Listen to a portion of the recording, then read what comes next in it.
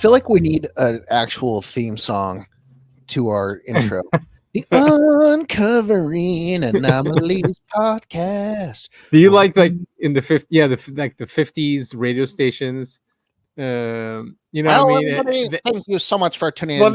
not I mean that, yeah, but no, but the jingles, like it's like a quartet of women harmonizing. You know what I mean? Yeah. Yeah, that'd be kind of cool. Yeah.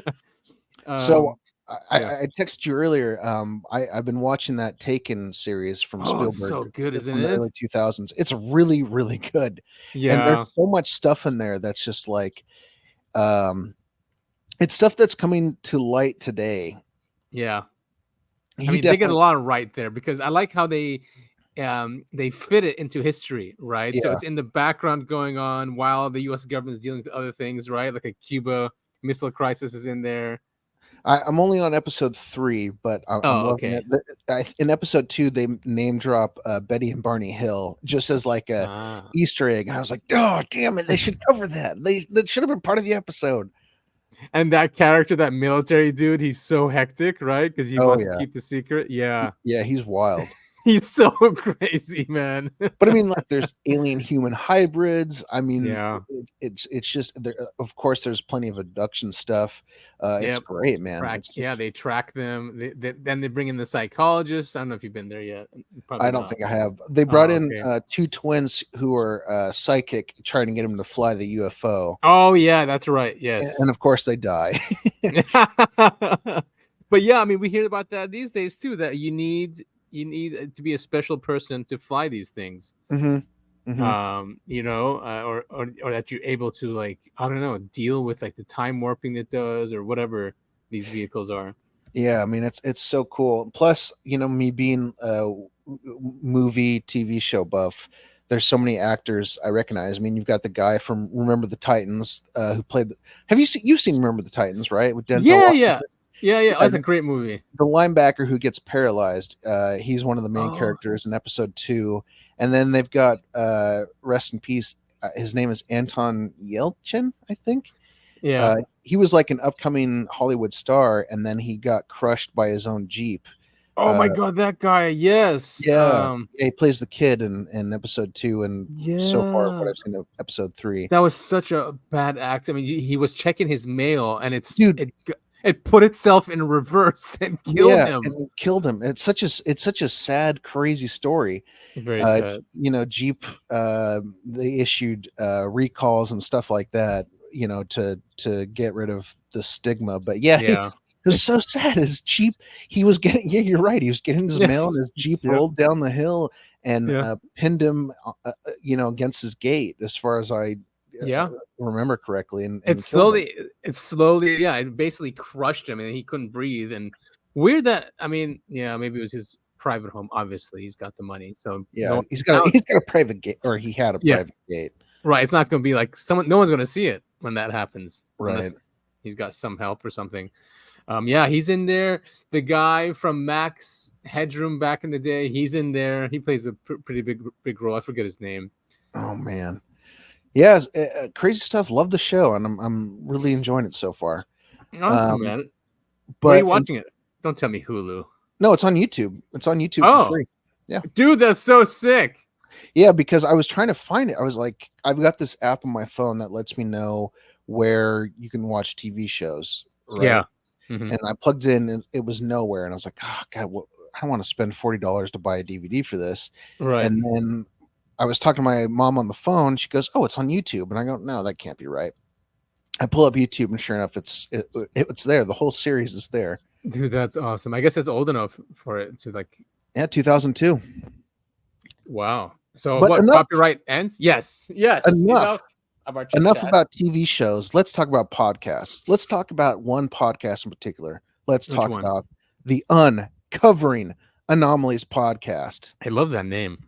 The show that you are currently listening to. That is I Have a Need to Know, Adam. Hey, everyone. And I am Troublemaker Topher. That's right.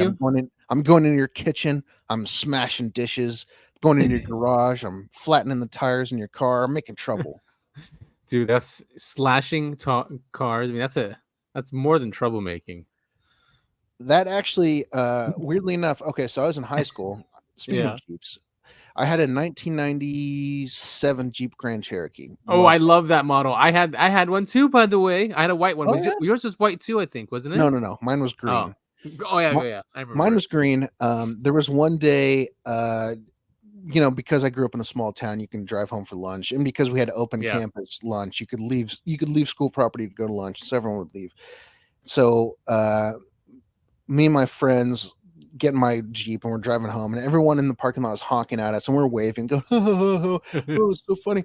I get all the way back. So we went to my house, got lunch, back in my car, go back to school, and my tires are completely flat. Whoa. And this is the weirdest thing. So were all the other Jeeps in the parking lot of my school of about 400 people. So they just went after all the Jeeps? Someone, had a vendetta to pick with someone who was driving. And this is my assumption. They had a vendetta to pick with someone who drove a Jeep, and they didn't know whose Jeep it was. So they just, lowered the tires on everybody's Jeeps. It's wild. Just absolutely wild. That is insane. Would you just laughed at them? Well, I don't know who it was. To this day, I don't know who it was. Oh no! But you said you were driving around. Oh, but you didn't do anything anyway. People were honking at me, as in trying to tell me that my tires were flat. Oh, okay. I thought you started messing with people, and then no. Oh, all right. Damn, man. Yeah, that's an expensive thing. Tires are not cheap, and that really hurts. Right. Well, filling up a tire is not a big deal, but when you drive on a flat tire, it ruins the rim. Thankfully, there was no damage on my car as far as I remember. But that is a cool car. And a real off-roading car as well. Even though it's Grand Cherokee and it's luxurious, but it really can go off-road. I took it to really cool places. Can you hear that? Yeah. What is that? Helicopter? Yeah, helicopter flying overhead. Sorry about that. Wow, I guess there's a military show going on. Something's going on. There was a ice cream truck that drove by earlier. I'm assuming that wasn't related. Probably not. Well, there might be like something. Do you guys have something in the neighborhood going on, like some festival? It is no. Not in this neighborhood. This is a quiet, family-oriented neighborhood. It is quiet. How is the new place? Oh man, it's fantastic. I love it so much here. That's awesome. Dude, just the whole being this close to work is just complete game changer. Yeah, I hear you. It's so draining when people have to commute. It just is. No matter, you can listen to podcasts. I guess that helps. You're in traffic. I used to listen to audiobooks a lot. Well, I still do, but yeah, audiobooks really helped. Yeah, they're great. I go to sleep to audiobooks. I don't know if that's good or anything. I'm not really listening. Well, cool. Much, but yeah, let's continue. So today we're gonna go into the Aztec 1948 UFO crash, and there's a lot to this, and of course, as usual, it is controversial whether it's real or not real, hoax, not a hoax. There's been a lot of things that came out from official people as well about this crash, but yeah, it goes back to what's his name, Frank Scully, who wrote the book Flying Saucers Are Real, or is it Behind the Flying Saucers is what he wrote. But yeah, we'll go through that, and then we have some updates to go through with our UAP disclosures and all that stuff. But yeah, this is definitely a cool case. And we'll go at the end. We'll see another big leak that came out just a few years ago, which is really cool as well, which I haven't heard of, but I found it while doing this research. So I guess we can do with this. We can go through a summary, and then we can go through some details, and then we can make, I guess, a decision on what we think. Nice. Yeah, I like it. Yeah, I actually have not heard of this one. You told me what the plan was for today's deep dive, and I Googled it, and the first thing that popped up was, of course, Wikipedia that says hoax. Yeah, I saw that. So it's in the title too. It's not just saying an incident and then within the title. Within the article it says it's a hoax. No, it's actually in the actual title. Right. Like Roswell doesn't get that. Roswell, UFO, Roswell crash hoax. It just says Roswell crash on Wikipedia. So I thought that was pretty strange. Very strange. All right, so Aztec is in New Mexico as well, and this is in 1948. So we're talking about a year after Roswell. So this was a time of heightened military awareness. You know, we had nukes, we just dropped them. Lots of paranoia, Russia, all that stuff with Russia as well. But you know, we still had lots of free speech in the country and freedom. So this came out because of people that were researching this and heard about it. So anyway, so this is going. So on March 25th, 1948, a flying saucer had a controlled landing near Aztec, New Mexico. At about 3 to 4 a.m., two patrol policemen observed a glowing disc shape over their car. It headed to the northwest. This was not the first time they had witnessed similar lights, but this time Andy Andrews and Manuel Sandoval decided to investigate it, following it to the Four Corners area. Here's the Aztec UFO crash location. They're showing an image of it. Oh, nice. Yeah, so the Four Corners consists of the southwestern corner of Colorado, the southeastern corner of Utah, and the northwestern corner of New Mexico, and the northeastern corner of Arizona. How cool! All in one area. And it's all a bunch of shapes or states that are shaped like squares. Like squares. Yeah. Common in the west side of the country, not very common on the east side of the country. Not at all. Do you think they just got lazy at that point when you started taking over land? Like, oh, just here we go. Some poor guy's drawing the map. He just got done finishing Florida. He's like, oh my God. Yeah, let's just make these squares. I'm tired, boss. So much easier. Yeah. So close to 5:30 a.m., a rancher, as usual, Mr. Archuleta, left his house to feed his goats, and he heard something similar to a sonic boom. It appeared from a glowing disc flying over his place going north. The disc collided with the cliff on the other side of his ranch and consequently bounced, continuing flying towards the north. So it didn't really crash there. Mr. Archuleta went to the local store to communicate with the authorities by phone about what he had witnessed. He made a long-distance call to Albuquerque Air Force Base. Oh, can you even call Air Force bases nowadays? Probably not. No, of course there is. If you go to the website, they all have numbers, but you know. Right, yeah. But I can't imagine that poor secretary. And this. So, did you say when this happened? Was that at the 1948, March 25th? March. This happened soon after March Roswell. 25th. Almost a year. Looks like 10 months. Right. Okay. I can you imagine that poor secretary fielding calls? I know. I mean, so when they say long distance call, I guess he's at a payphone or something. Long distance. He's in New Mexico. Because it's not like he dialed it up on his cell phone. No, he didn't. All right. So he went to the local store to communicate. All right. So New Mexico corners are known for many oil and gas wells. Near dawn, some oil field workers, Doug Nolan, and Bill Ferguson, local El Paso Oil Company employees, received the order to check a brush fire in Hart Canyon.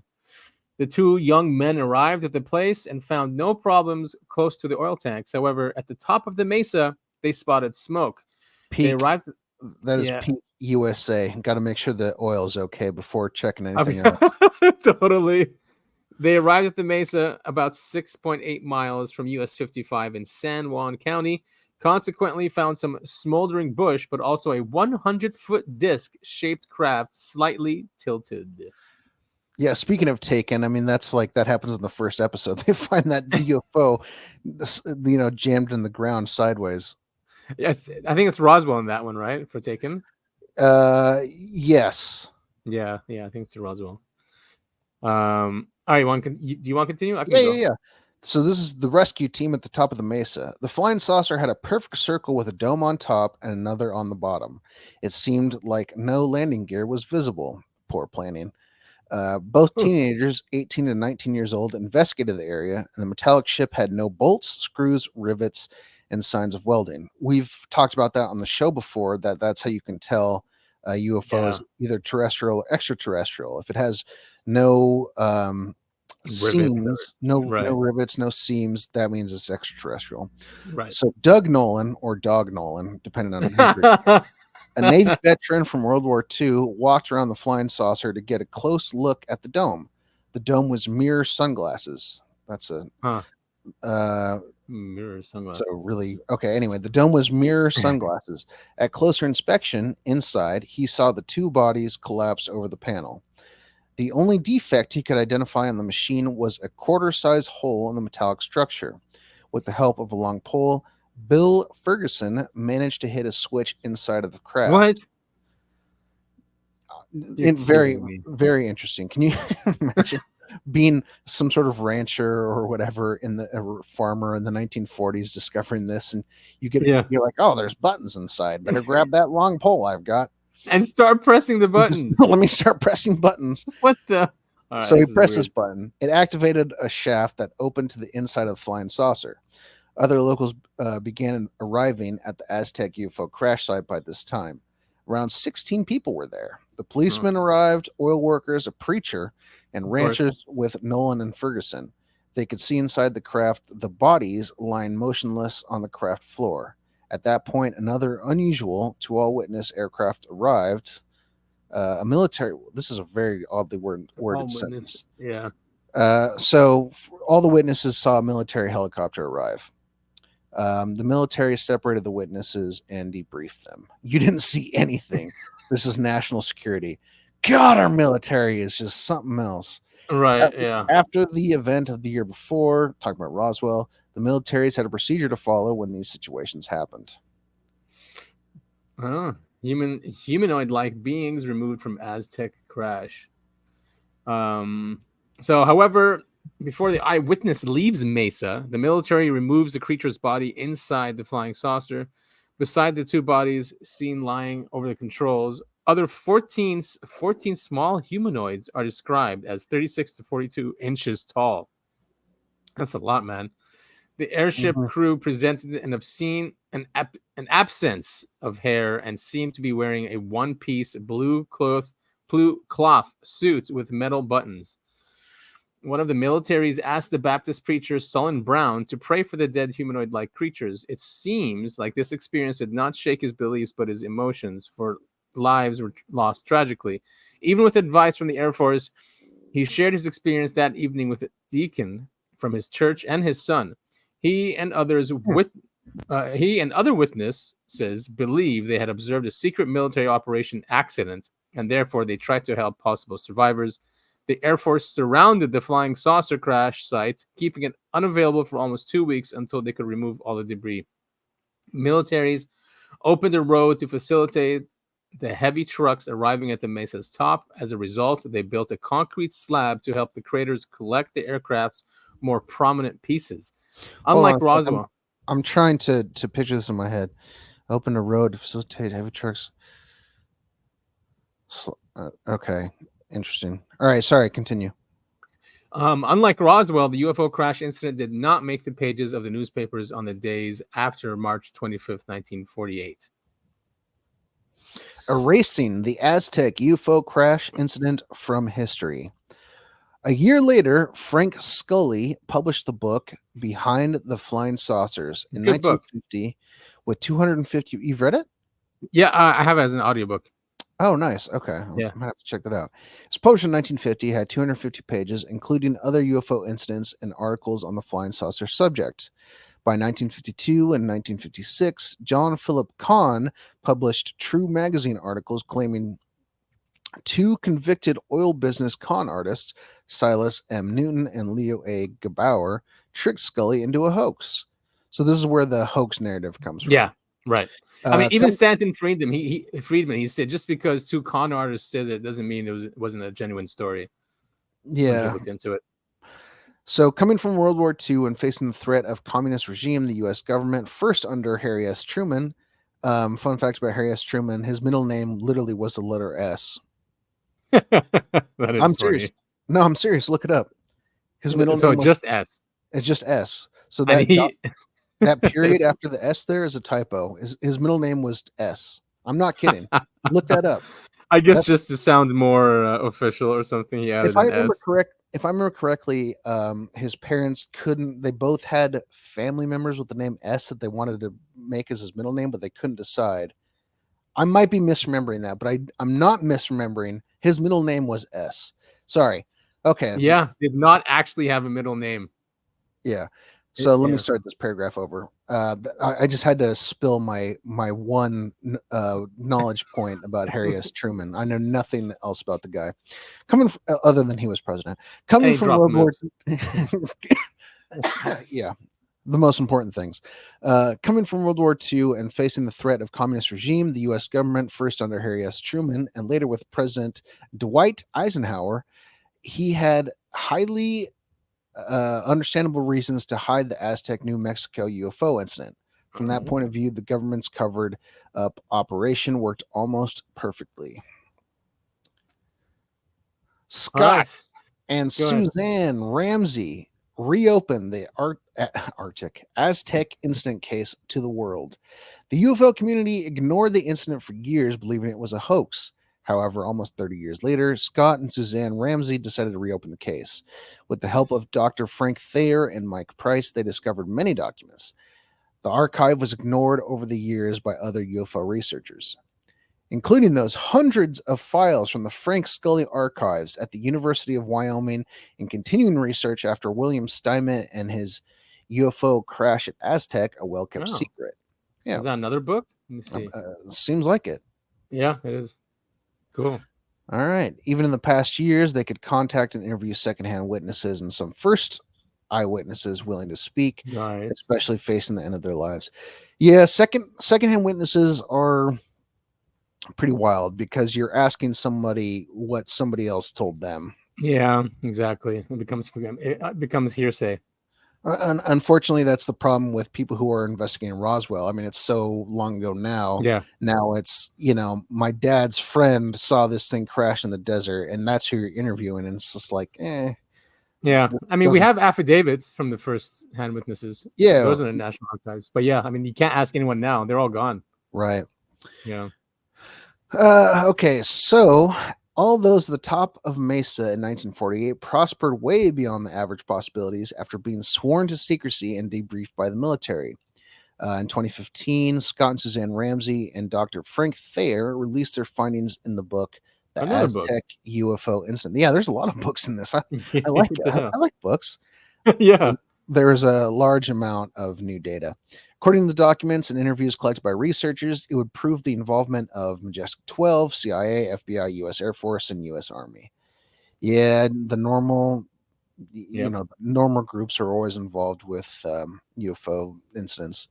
So for years, Stanton Friedman, Canadian ufologist and retired nuclear physicist. I didn't know he's Canadian.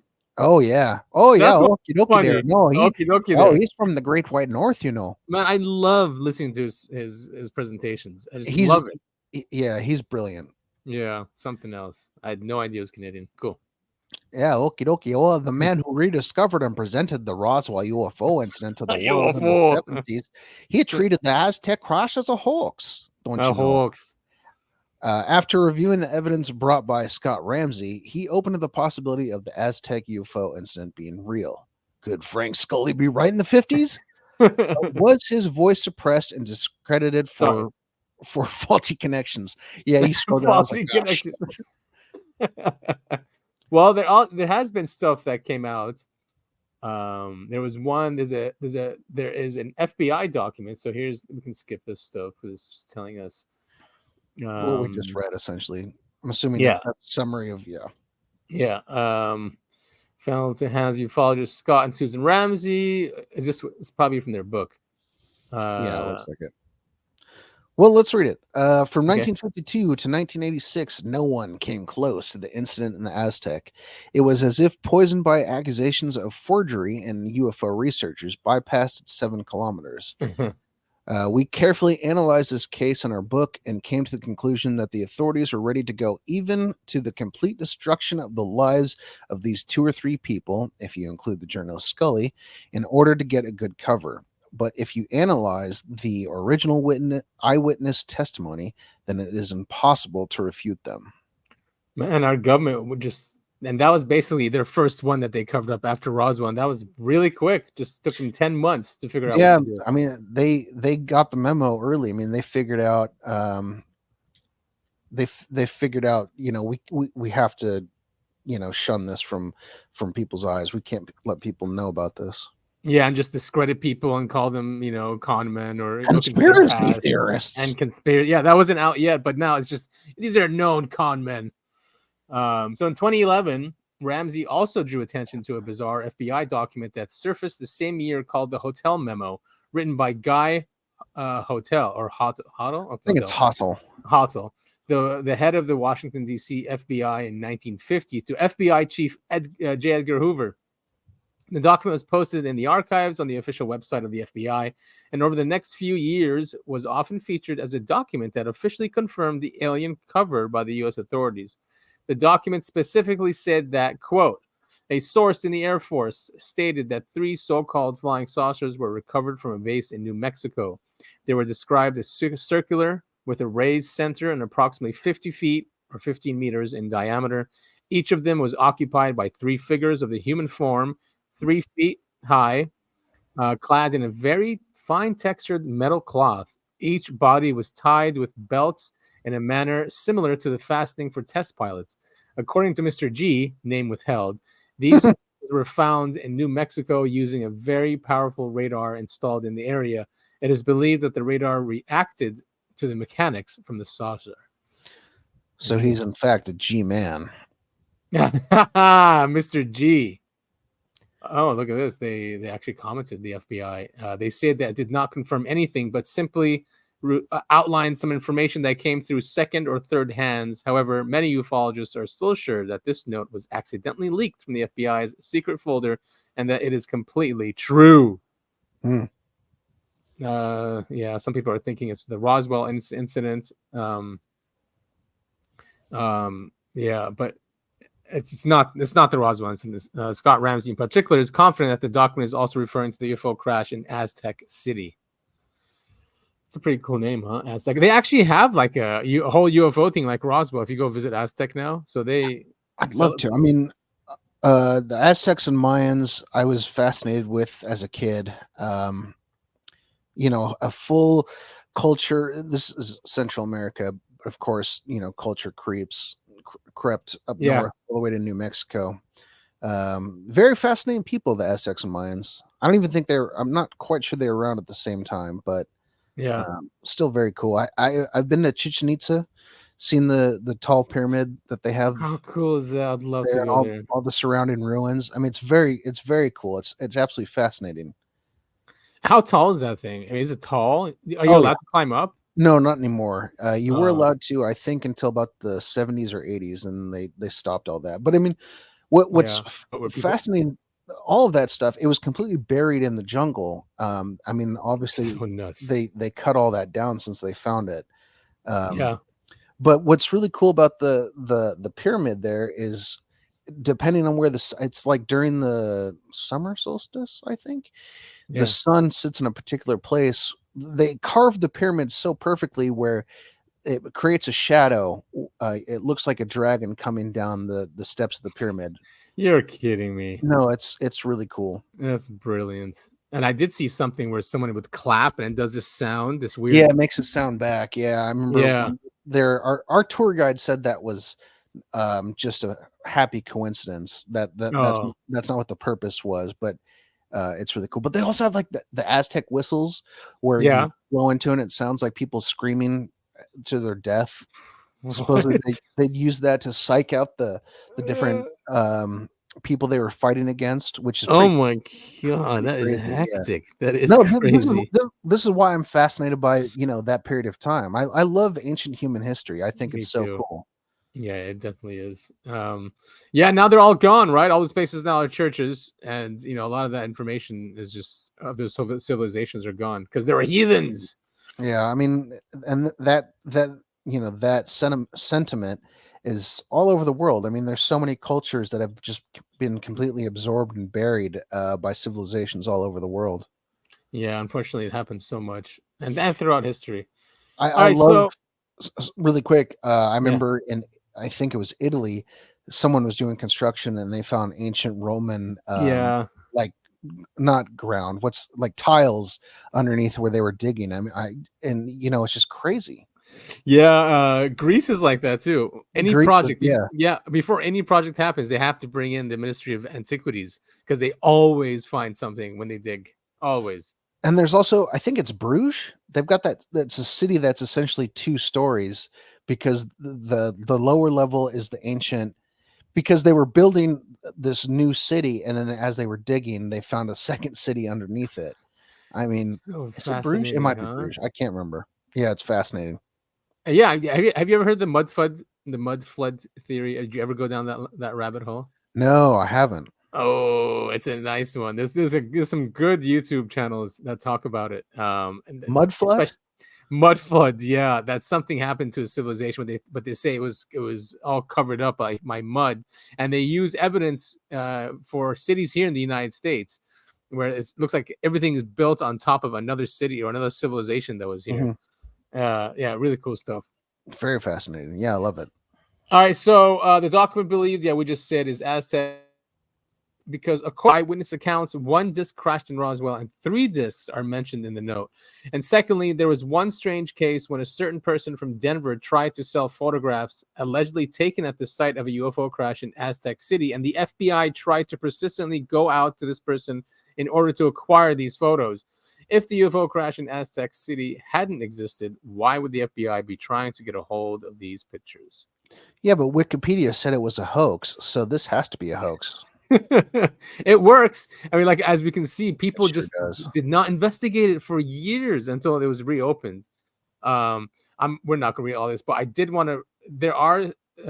This is Professor Robert Carr. So apparently he was a professor in the University of Colorado, and he gave speeches to his class about this, and it was recorded about this Aztec thing. So we can listen to some of it here. Here's the lecture, and then our listeners can just listen to the whole thing in their own time. But nice. It is really cool too. Known throughout the academic. Even these guys, when they speak, right, it's just a completely different way of speaking. I think it's slower and, just enunciate. But they all sound like the 50s announcers in a way. All right, let's listen to this. World, the medical world, it is known throughout the Air Force, and above all, it is known throughout the CIA. That the air intelligence at Wright-Patterson Field has in its possession a spacecraft, 31 feet in diameter, and it is entirely undamaged except for a hole, small hole, broken in the plastic dome, the transparent plastic dome which covered the cockpit. And because of this accident in space, the 12 small human beings died suddenly of decompression in the purely mortal way that the Russian astronauts perished last year in a similar. I wonder if we shot it down from space. It looks like it sounds something like that, where we punctured it and brought it down that way, or something punctured it in space. Sounds like more accident of decompression during re-entry. They were not shot down by our fighter planes. Yeah, right. They suffered an operational loss. However, in this particular case, it was very fortunate that our alert radar net in the western states had the UFO on its screen. In fact, 3 radar stations were tracking an unidentified object at immense altitude and traveling at unbelievable speed when it stopped, fluttered, went out of control, and fell circling toward the Earth. Because 3 radar stations were locked on it, they were able to triangulate the point at which it reached Earth. That point was 3 miles west of the small town of Aztec, New Mexico, in the northern part of the state near the Colorado line. At that time, I owned and operated a ranch in the high mountains of northern New Mexico. It happened in my neighborhood. All available law enforcement officers were rushed to the scene, and planes were flown from the nearest major Air Force base, which is Edwards Air Force Base in the Mojave Desert. And as they landed, there was a silvery gleaming disc-shaped spacecraft standing on a tripod landing gear. Apparently it made an automatic landing after its occupants had died. Huh. And as the local sheriffs approached with drawn guns, oh, you may be sure the guns were drawn. Let anything new appear, and the guns are drawn. They surrounded the spacecraft and peered into the cockpit, and there, slumped over their instruments, motionless, were 12 small men. The Air Force arrived, and due to their ingenuity, it was quite ingenious, but I won't go into the technical details, they managed to get the door open, and the medical officers said that the bodies, the bodies were still limp and warm. They had been dead only a short time. They were put aboard a hospital plane and flown to the nearest large mortuary, which is at Edwards Air Force Base, where they have, as do all large military establishments, a large refrigerated morgue. After all, a very large base devoted to death would need a morgue. And the city of Tampa has a refrigerated morgue for overnight visitors who can't find hotel accommodations. And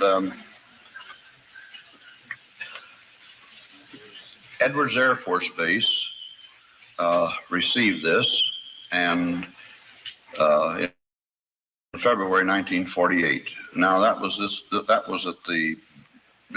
one of the worst periods of the Cold War, and the president was notified, but the president didn't come. No one knew quite what to do.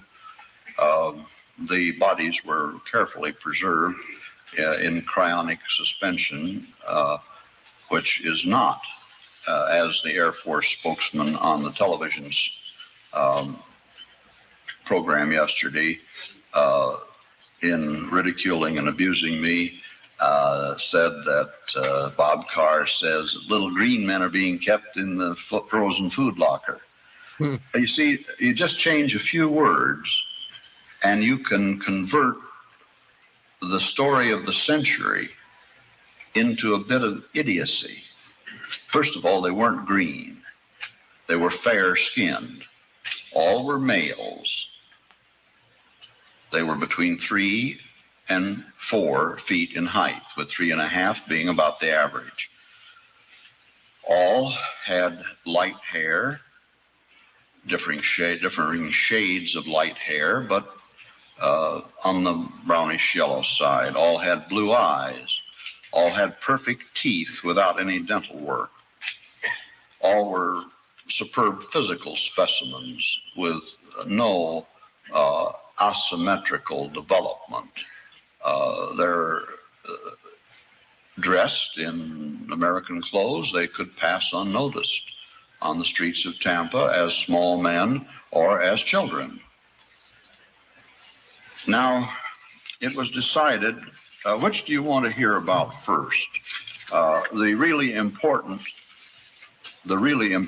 news of what our leading metallurgists, electronics experts, and aeronautical engineers were able to find out about the spacecraft itself, or do you want to hear about the bodies? First, let's have a vote. How many of you want to hear about the construction and content of the spacecraft? Oh, that's cool. Yeah, I want to hear the technology, right? I mean, the body's not going to tell us so much. And actually, I want to hear this because it does get into like the Majestic documents. Yeah, I'm going to have to go and listen to this whole thing because I found this very interesting. Yeah. So yeah, maybe just a couple more minutes to see if we let's do it. Okay. Aircraft itself.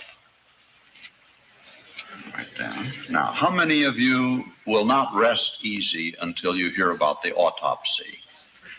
Oh, this is by far a majority, and frankly, it's human.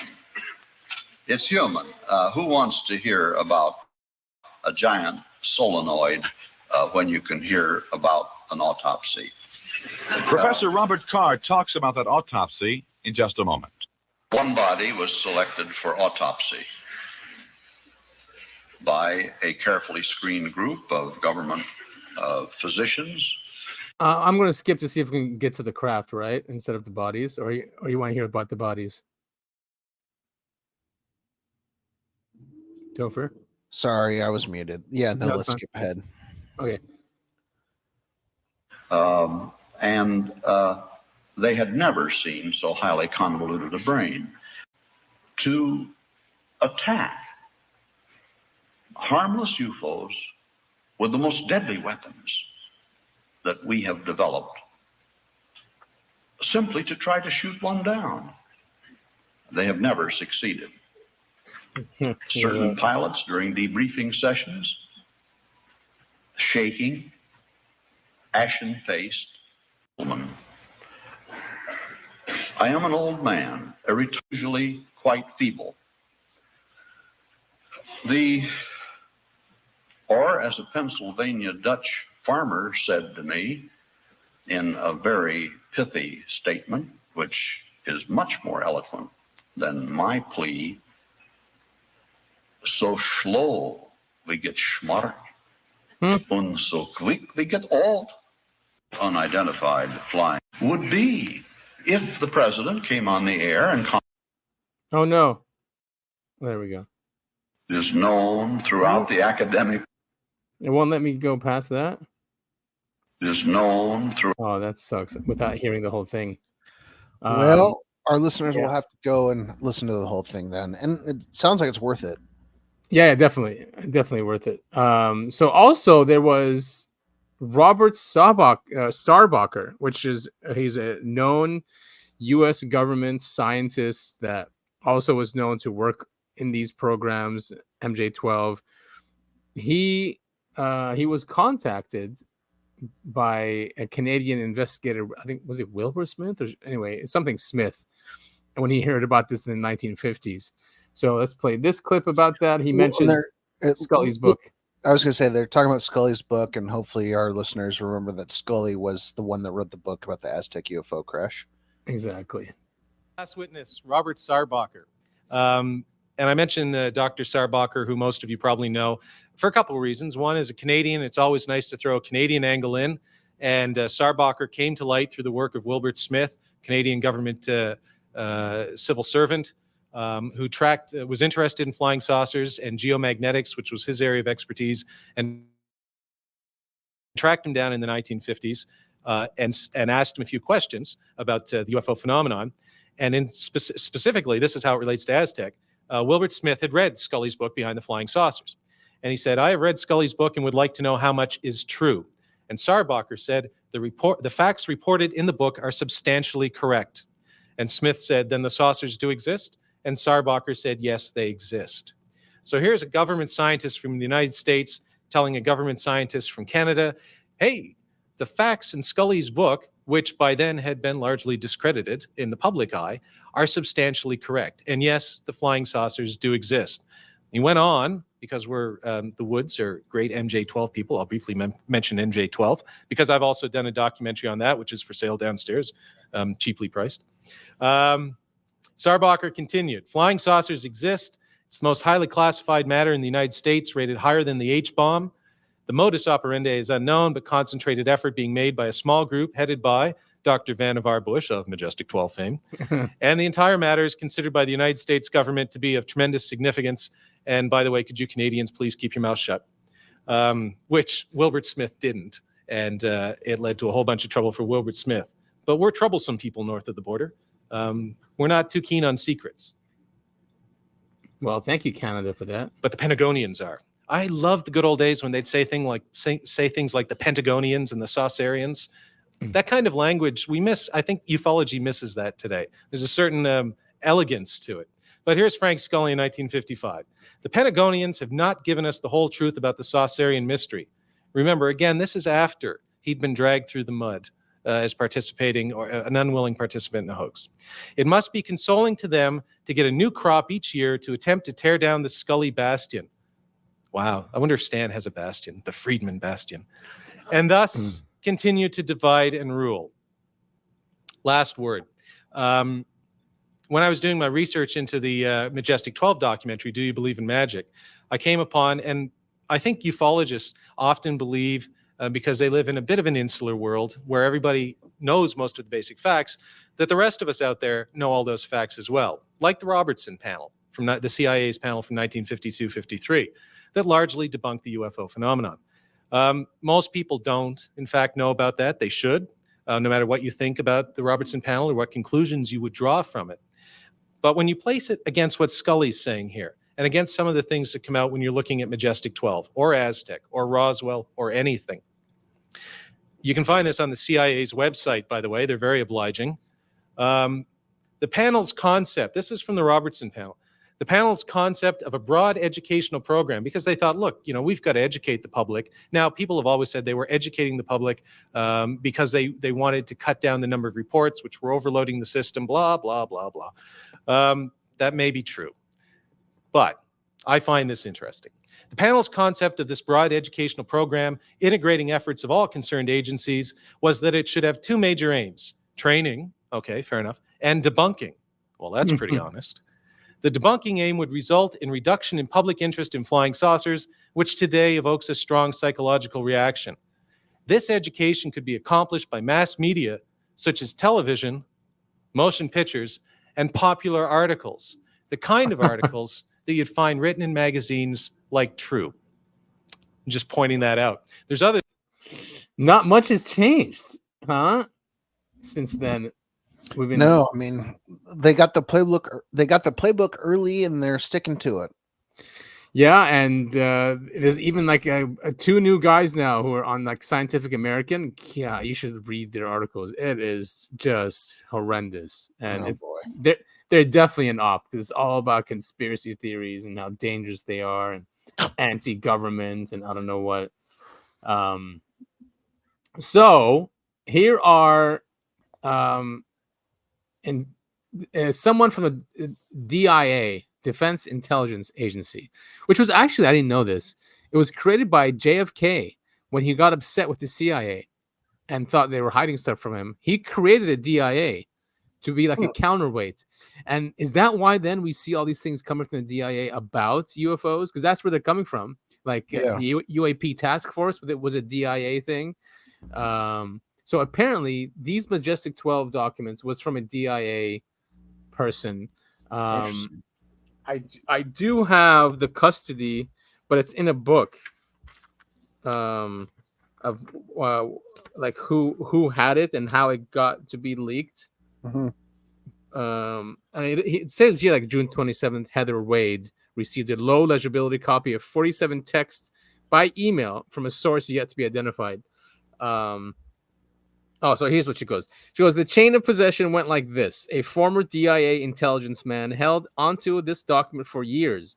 He showed it only to his daughter and one of his military friends. After the former DIA intelligence man died, his daughter gave a copy of the document to his military friend, who then shared it with a friend.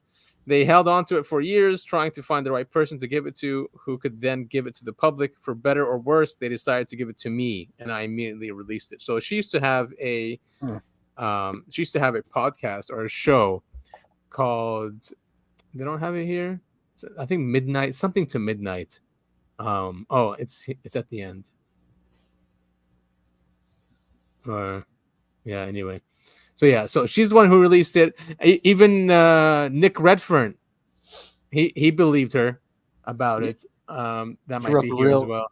He wrote The Real Men in Black. Great book. Highly recommend. Such great books. Great researcher. So he didn't think that these are hoax. This was done by the late Bob Wood, who just recently passed away, and he's the owner of the Majestic 12 or majesticdocuments.com website. So they go through here. I mean, he's going through the analysis, and they look at like who actually. Okay, so basically, these 47 pages is a briefing document to someone who's coming into Majestic 12. He's replacing someone, and this document. That's what this document is, and they're saying that is this Philip Morrison guy. So there's a strong indication that the person being briefed was Philip Morrison. Many have speculated that Carl Sagan, good friend and colleague of Philip Morrison, may have been the replacement for Don Menzel, the astronomer who was named originally as MJ10 in the Eisenhower briefing document. Huh. Okay. Yeah. So while the 47 pages are filled with exceptional detail on many aspects of what MJ12 want to tell the entry-level person, some of these details had never been revealed, such as the specific names of those scientists who were involved in the crash recovery. Is a guy called Horace Van Valkenburg. It also stated that he was the holder of over 30 patents based on research he began after his analysis of the structured materials of the disk craft, which is I guess the one that was intact, right? That crashed in right. Aztec. Yeah. So assuming that the DIA 47 pages are correct and the 30 patents mentioned were based on the technical discoveries from the Aztec vehicle, either the patents were classified. USPO claims that all patents are public property. So the patent application is what would have been classified. Mm-hmm. So they're still looking for those original patent applications. But on archive, we can find the document. It is, I mean, it's much longer, okay? And it's a briefing document, but this is where the Aztec one starts, right here. Cool. How do we make this bigger? Of course, eyes only. 25th March, 1948, there it is. And they go through it in detail, real detail. I want to go through this entire document because apparently it even has the interview with an EBE. Oh, sweet. Okay. Well, so it might. Let's see what is anything new. All right, so it's if I can read it. The disc-shaped flying machine came down about 12 miles northeast of the small community of Aztec, New Mexico. The controlled landing occurred in a small desert canyon on the private grazing land of a local farmer and rancher. The approach of the disc was tracked with the aid of 3 high-powered missile tracking radar stations belonging to the recovery network of the White Sands Test Range and located in classified area of southwest New Mexico. The disc craft, they're calling it, was first observed in violation of the restricted airspace of this facility. Nice. The disc was flying on a level glide path and on a heading from the southwest to the northeast at about 3,200 feet altitude when first detected. This track detection resulted in an air defense command alert that included the scrambling of squadrons of jet interceptors from the nearby Sandia and White Sands base. Does that say alas? Oh, also, per a recent memorandum issued through Operation Majestic, the Commander-in-Chief of Air Defense Command, CICADC, immediately notified Secretary of State General C. Marshall.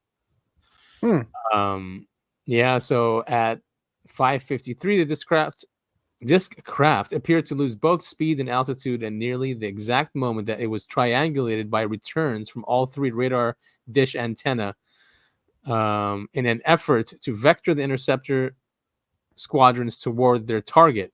At the time, it seemed to be an evasive tactic on the part of the disc craft.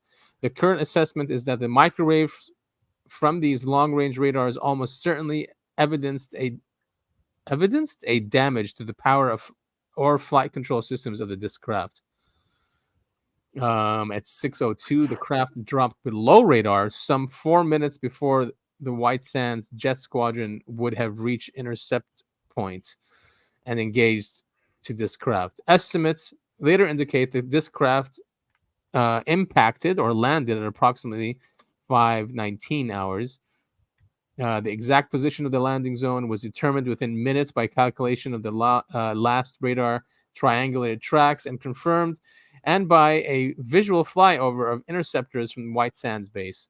the LZIP was at the bottom of Fort Canyon, a dry wash area about 12.2 miles northeast of Aztec, New Mexico, and 2.3 miles northwest of Cave Creek. All right. Okay. All right. I'm So, digging this. I know, right? And it goes into crazy detail. Even has the scientists who were there.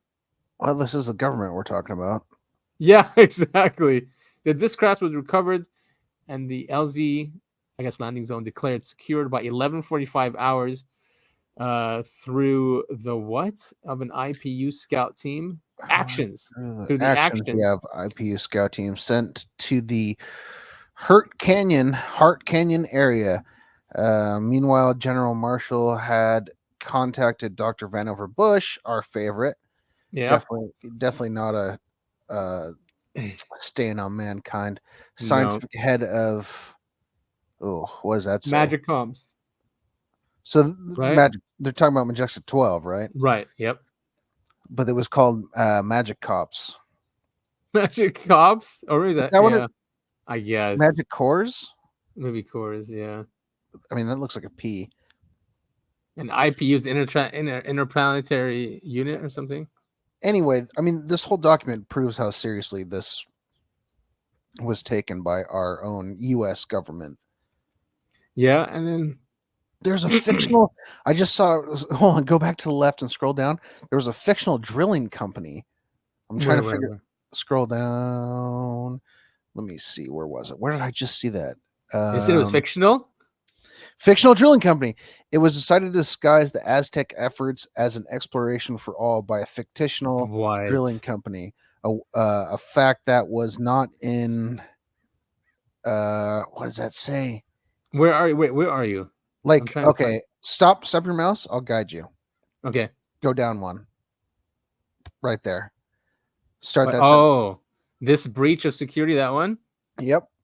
Was occasioned by the use of a cover story for the magic workers that proved to be ineffective. It was decided to disguise the Aztec efforts as an exploration for oil by a fictional drilling company, a fact that was not in agreement with the knowledge of the unemployed oil hunter who knew that there was no oil in the area. Wow. Crazy what they go through. Yeah, man. Because they mentioned the oil thing in the other documents. We said there was. But I mean, this is so par for the course. I mean, if you listen or not listen, if you know about the building of Dulce Base, it's the exact same thing where it's built in the middle of the desert, and they had a lumber company, quote unquote lumber company, build the base. That's so nuts. Oh, so they have Scully in here. Later, both this independent oil hunter and the columnist Scully were discredited by facts leaked to a writer at True Magazine by covert operatives of the Majestic Enforcement Division. This action was unfortunate but very vital in light of the sensational nature of the Aztec. I don't know what that is. This something discoveries. Fortunately, Scully labeled this fortune hunting. Oh, 6 scientists. Fortunately, Scully labeled this fortune hunting oil man as a quote unquote scientist in his book, and during the period of the book's sales, this adventurer was convicted of fraud for trying to peddle a device he claimed would find all oil. I'm assuming find oil, mostly by luck. The security branch healed itself, and the hook was the book was quickly forgotten with only minor help from MJ12. Well done, guys, because it worked. That's for sure. It definitely did work. No one's talking about this case except for us, the Uncovering Anomalies podcast. This is why you tune in. This is why you tune in. This is why you'll continue to tune in. This is why you'll donate to our Patreon in 4 years when we finally have that set up. Yeah, wouldn't that be nice? I mean, we're digging deep, people. Of course, Oppenheimer was one of them. You have Carl Helland, John von Neumann, and von Rossler. Hey, are these guys Germans? Von Rossler. These guys. Here's this guy they were talking about. What? These guys are all Germans, right? Yeah, Van Valkenburg. Yeah, gee, I wonder where. Mom, the late 40s. I wonder where they came from. Yeah, who knows, huh? Look up Operation Paperclip for those who haven't already.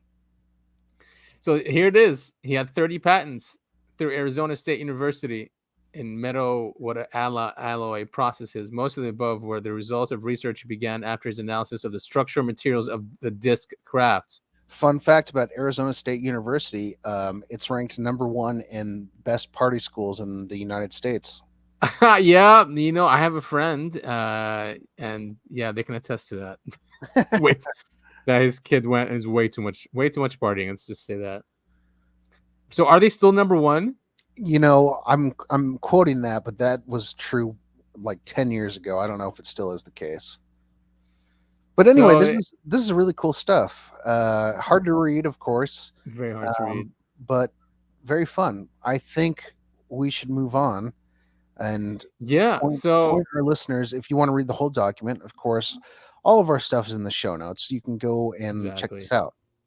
Yeah, and it's on archive.org, which is an amazing website. So, and just remember, guys, this is top secret, eyes only. So don't copy it and send it, or don't even read it. Don't even read it. Exactly. CNN was like saying stuff like that during COVID. Do not read the documents. Don't do your own research. Don't do your own research. COVID will kill you. He spoke perfect English, huh? The humanoid with a slight untraceable accent. He was German. Okay, but this is the thing. If we're gonna go real deep down the rabbit hole, if you do meet an alien, they can understand your thoughts and they're communicating to you telepathically. So it's not them speaking English; it's just them knowing how to communicate with you. I don't think I'm scared anymore if I met an alien. It's fine. It's just like seeing a cat or something, or an owl, or an owl that's just staring at you. Yeah, I think I'd be freaked out, but I'd be freaked out, and I'd be telling them like, "Hey, I'm really scared, but I want to know what's going on right now." Right? Don't be shocked by my fear. Please don't shove anything up my ass. I want to know what's going on right now. Yeah, haven't you guys done that enough? Right? Yeah. Enough. Yeah. Can you imagine if they're like, "What's up there? Oh no, it's just poop again. We're expecting to find something else, but it keeps being poop." Yeah, you need to give an enema for. Yeah, clean that thing out. Yes, condensed conversations with Aztec, New Mexico extraterrestrial biological entity from April 1948 to March 1949. Cool. Let's move on. All right, so that is. Oh no, yeah, that's what we have on the Aztec UFO crash. Hell yeah! Obviously, don't trust Google, or for God's sakes, don't trust Wikipedia. What is that? It probably just talks about Frank Scully and the two guys that were known. I read the article and it said Frank Scully was scammed by two guys. Yeah, there we go. To write this book. I mean, that's literally what the article is about. It's such a shit show. It works, dude. Right? Someone will look it up after reading about it, like, oh, it's a hoax, and continue, and that's it. Yep. Nothing about the FBI documents or. It's unfortunate that we as a humankind, the first thing we Google becomes our truth. Yeah, and they're going to replace it with AI, even worse. They already are. Actually, when you Google something, the first thing that comes up is an AI. It even says this summary brought to you by AI, sponsored by PepsiCo. Yeah. And where'd they get the summary from? Usually it says, was it from Wikipedia? It was from Wikipedia. Oh God. Yeah, I did want to read one last thing about the leak. All right, no, let's just continue. All right, so that's what it is. Everyone can go check out the show notes and read into this. Probably this part's really cool too. I'm gonna read it later. Yeah. About the interview with the just EB. Make sure you're only reading with your eyes, because it says eyes only. And it's top secret. There's no braille allowed. So listener, if you're blind, I apologize. This document is not for you. But could you imagine getting briefed with that? I mean, that is just. I mean, what would you think? I would probably think like they were trying to fuck with me or test me. if I was like a career military person, that's exactly what I think. I think, okay, there's some background. Yeah, there's some test going on. Yeah, so I'm going to act like I really don't care about this information. But I mean, military people are trained to be completely objective and not care about anything, right? Isn't that the whole point of being in the military? Yeah, yes, exactly. School. Yeah, and they do teach you not to have emotions about things either. That's what's about, really. Yeah, be a robot that can kill people. Oh yeah, have you taken any of these? No, you haven't. I mean, no. On the test, they do ask you how you feel about taking orders to kill someone. Oh, fun! Yeah, they want you to be a Terminator, essentially. Yeah, pretty much. Also, there's this new show on Netflix called Terminator Zero. Yeah, it's animated, but holy hell, is it good? Really? Yeah. So why is it Terminator Zero? Is it like where they actually come from, the Terminators? I mean, everyone knows where the Terminator comes from. It comes from Skynet. But this whole the whole I know like the construction of it, do they ever show those? I don't know. I'm only like maybe 3 episodes deep. I'm really enjoying it. It's essentially about this guy who's trying to create an AI to go against Skynet. Because for some reason that has not been, as far as I am in the show, has not been told. He knows what's coming, and he's trying to build a counter AI to Skynet. All right. Well, maybe, hopefully AI doesn't subvert it. Yeah. So, remember those UFOs we shot down with the Chinese UFO? Yeah. I remember. Yeah. So our friends to the north have given us they're up images. In Canada. Yeah. Yeah, up in Canada. The Canucks is what they were called in Montana, I remember. That's right. We called them Canucks. Because they just come down. They don't even cross they don't go through any border or anything. They do? Oh, okay. I've got a fun story. We used to vacation up in Canada every once in a while. And there was one time, I must have been about 15. We were driving north. I lived in an hour from the border, and we were driving north through the border, and we just went through the checkpoint, and my mom was freaking out, and my dad's going, no, they waved us through. It's fine. Sure enough, maybe 20, 30 minutes later, we got pulled over by the Canadian police. and for not stopping at the border. We're a family of 4. Yeah, for not stopping at the border. We're a family of 4. We're not smuggling anything. We weren't doing anything illegal. It's just my dad thinking he didn't have to stop at the Canadian border. That's hilarious. So so now I know for a fact you do have to stop. You do have. All right. Yeah. You do have to stop. So so we shot. One of them was over Yukon area, which is like Alaska. Yeah. And this was a big deal. I mean, we played it on the show. We had clips of the F-22 blowing up the Chinese balloon. Yeah. So it appears to be confirmed that UAP 20, they called it, was Dead Horse, Alaska, which they recovered. According to the memo, it was a metallic floating object, and the ground station seems to have switched over to diesel backups on orders prior to the engagement of the UAP. Now, diesel engines are known not to get affected by the strong electromagnetic energy coming from these craft, apparently, because their fire is different from gasoline engines. Yeah, strange, huh? Very strange. So semi-trucks are safe. What did the exploitation process reveal about UAP 20, described in mission logs as a metallic floating object that the public was told was not a balloon by General Van Herk of NORAD, who ran the shoot-down operation? We're calling them objects for a reason. When asked about by Helene Cooper of NYT, New York Times, on February 12th, mid-Super Bowl press conference about the UAP shoot-downs, if any of these objects were extraterrestrial, Van Herk said he couldn't take anything off the table until they were recovered. What did the recovery and exploitation of UAP 20 reveal about its nature and origin? There's a picture too with an article. Did you see the picture? I did. Yeah, it looks like a donut with a slice taken out of it, and that slice replaced with something dark. Yeah, And I mean, I guess it could be a balloon if the middle part had like the metal stuff. I guess someone on Reddit was trying to say like they had, that picture of the Chinese spy balloon. Yeah, right. Balloon with like it looks like a satellite underneath it, like hanging underneath it. They were trying to say that was what that shadow is, but I mean, yeah, exactly that. But the picture, because the picture on the right is taken from payload. below. Yeah. They're trying to say that satellite thing covers up that. I don't buy that for a second. Hey, that's what I thought too. These ones, yeah, from the Tether incident. Oh, you're getting a like and a retweet. Yeah.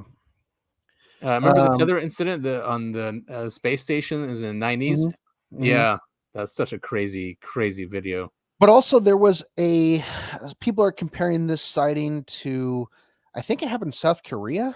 Chicago Bears. Yeah, that's exactly. It looks like the Chicago Bears logo. Science, bitch. Yeah, science. You've seen Breaking Bad, right? Oh, I love it so many times. Well, not so many. 3 times I've watched it. There was a sighting in South Korea that looked. I'm pretty sure it was South Korea that looked exactly like this. Yeah, that's not helpful. All right, the second core has been found. That's from a video game, I think. Here we go. Yep, that's the Tether incident. Yeah, interesting. And then these pictures, though, but these from Alaska. These are not from Yukon. What is that supposed to be? Is that supposed to be the crashed UFO? Yes, not that one. This is the one that was over Montana.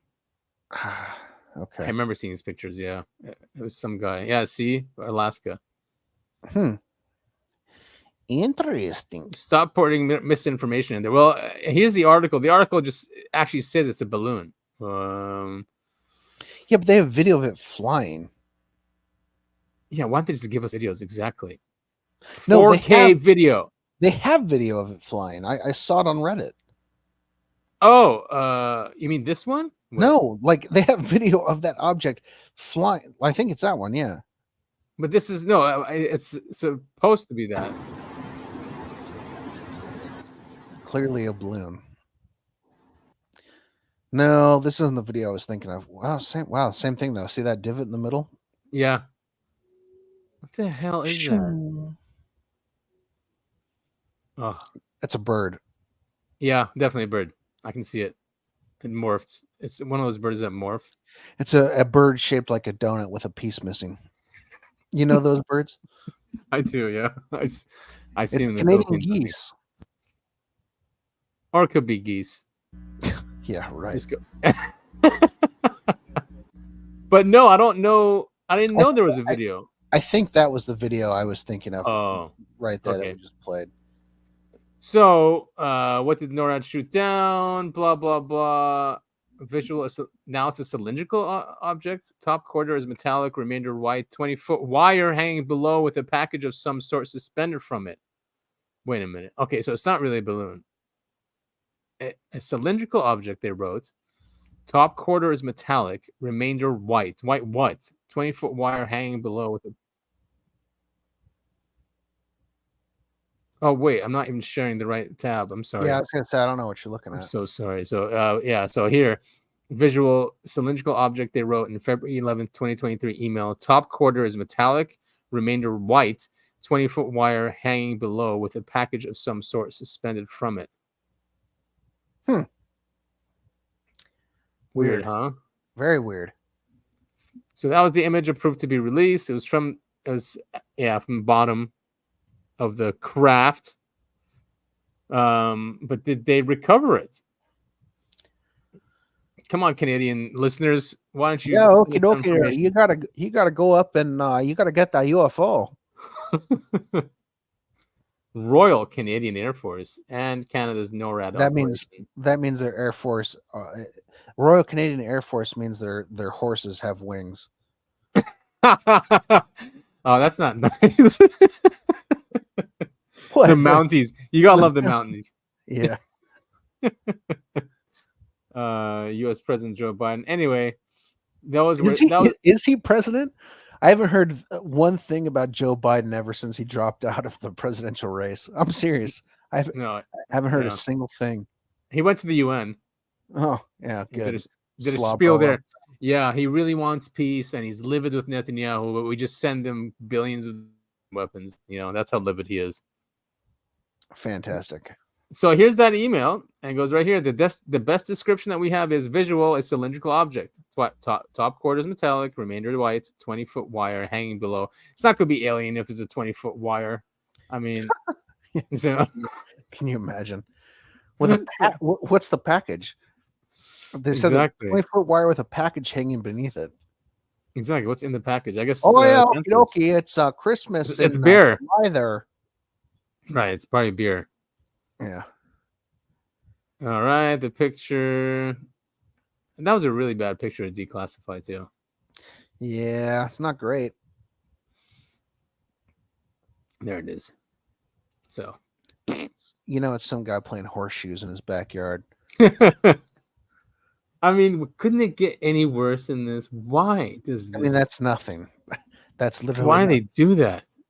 Well, to keep us guessing. It's to make us keep questioning the narrative, and it's to appease all those people who don't believe in UFOs and aliens. Just go, oh, that's nothing.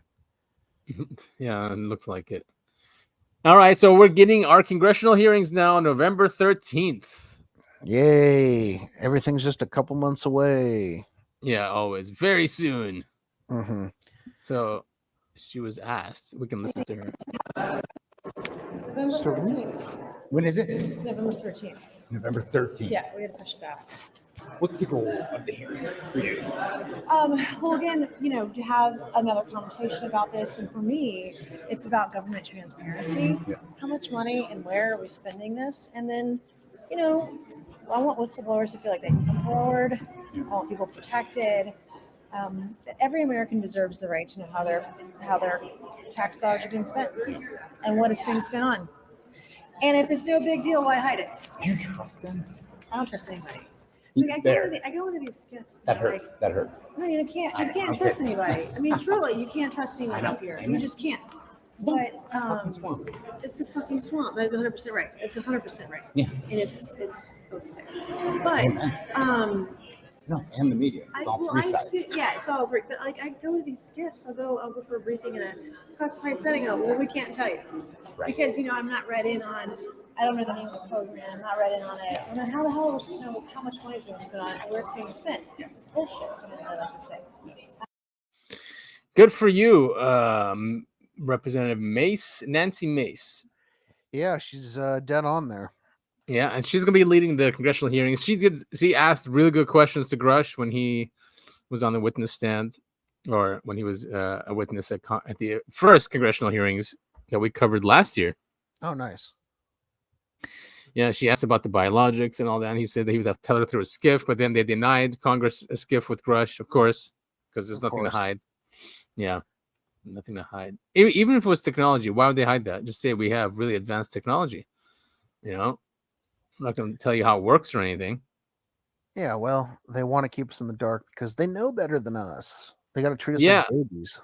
And they have an agenda, obviously. As you can see, the world's a complete mess. And if this stuff comes out, all that goes to shit. Yep.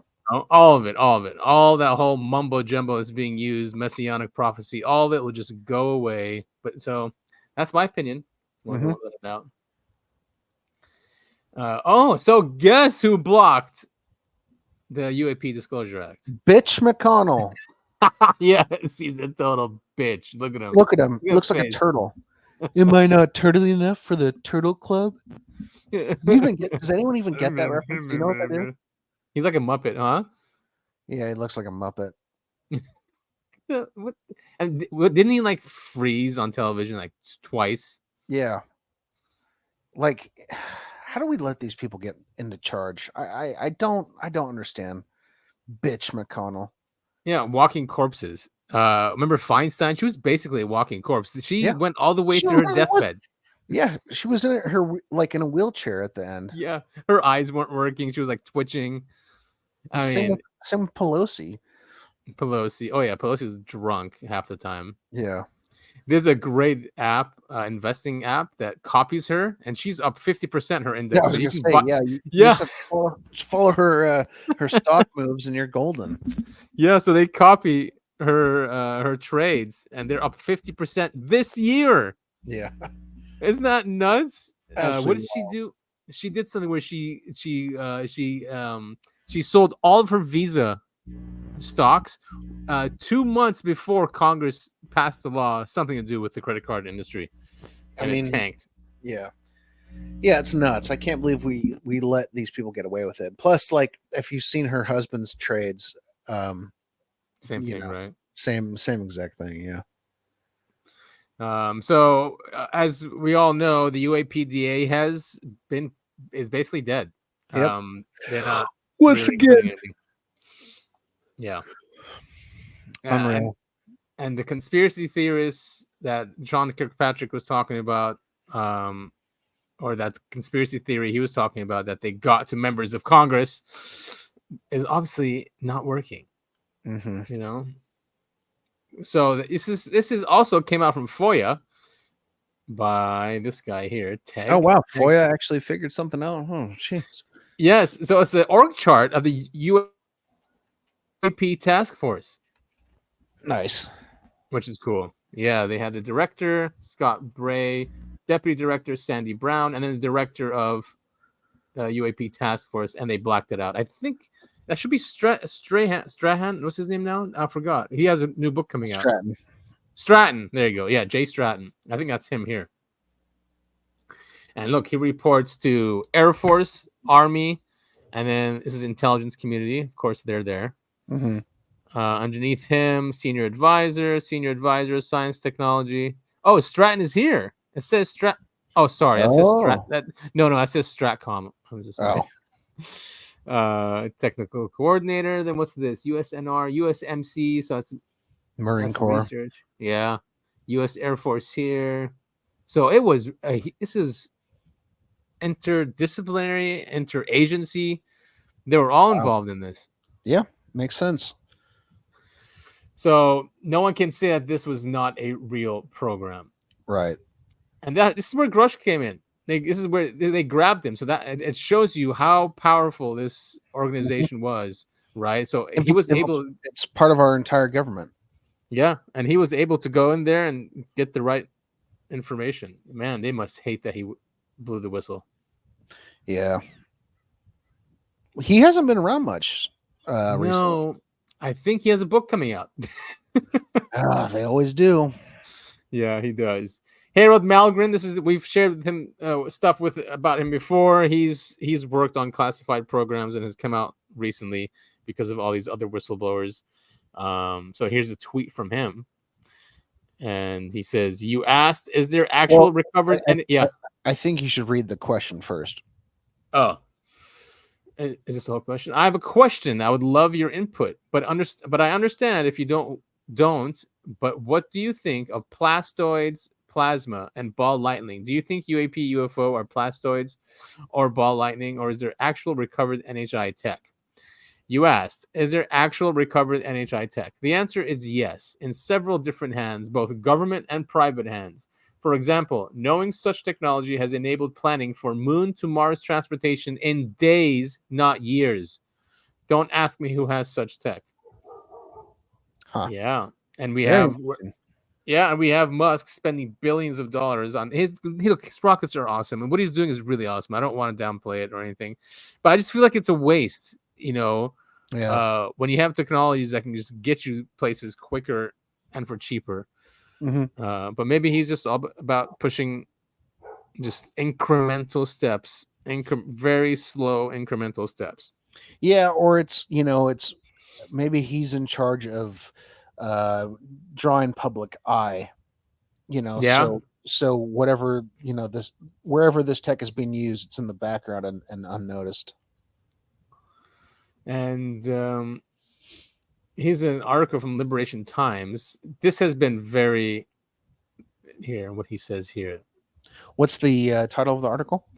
Paradigm-changing UFO transparency legislation fails in Congress for second consecutive year. But he does release some information here.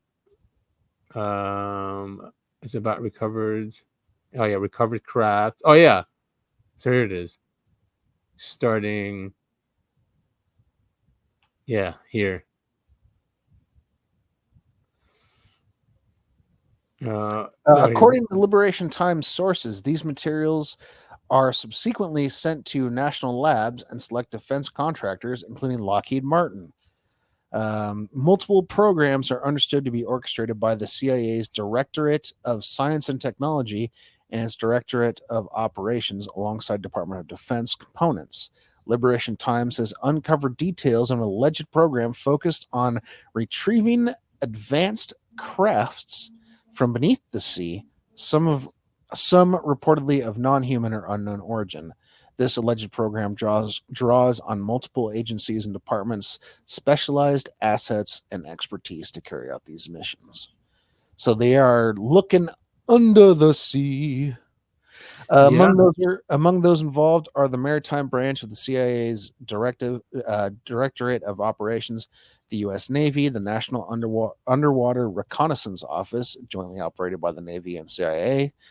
Always a good sign if the CIA is involved, and the U.S. Special Operations Command. It is further understood that the Woods Hole Oceanographic Institution has provided deep submergence vehicles to support these retrieval efforts.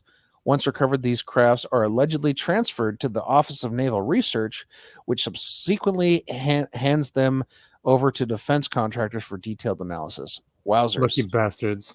Yeah.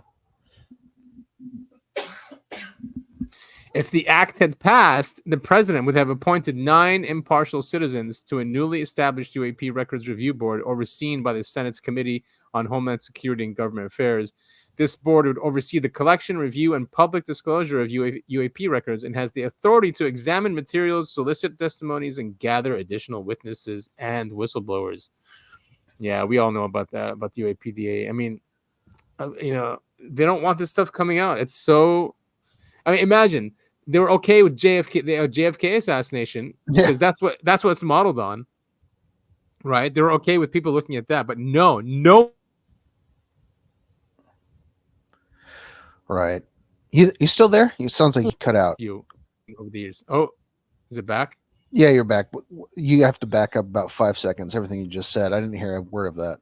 That's crazy. What was I saying? I was saying, oh yeah, that the JFK assassination review board, that the UAPDA was modeled after the JFK act. I see.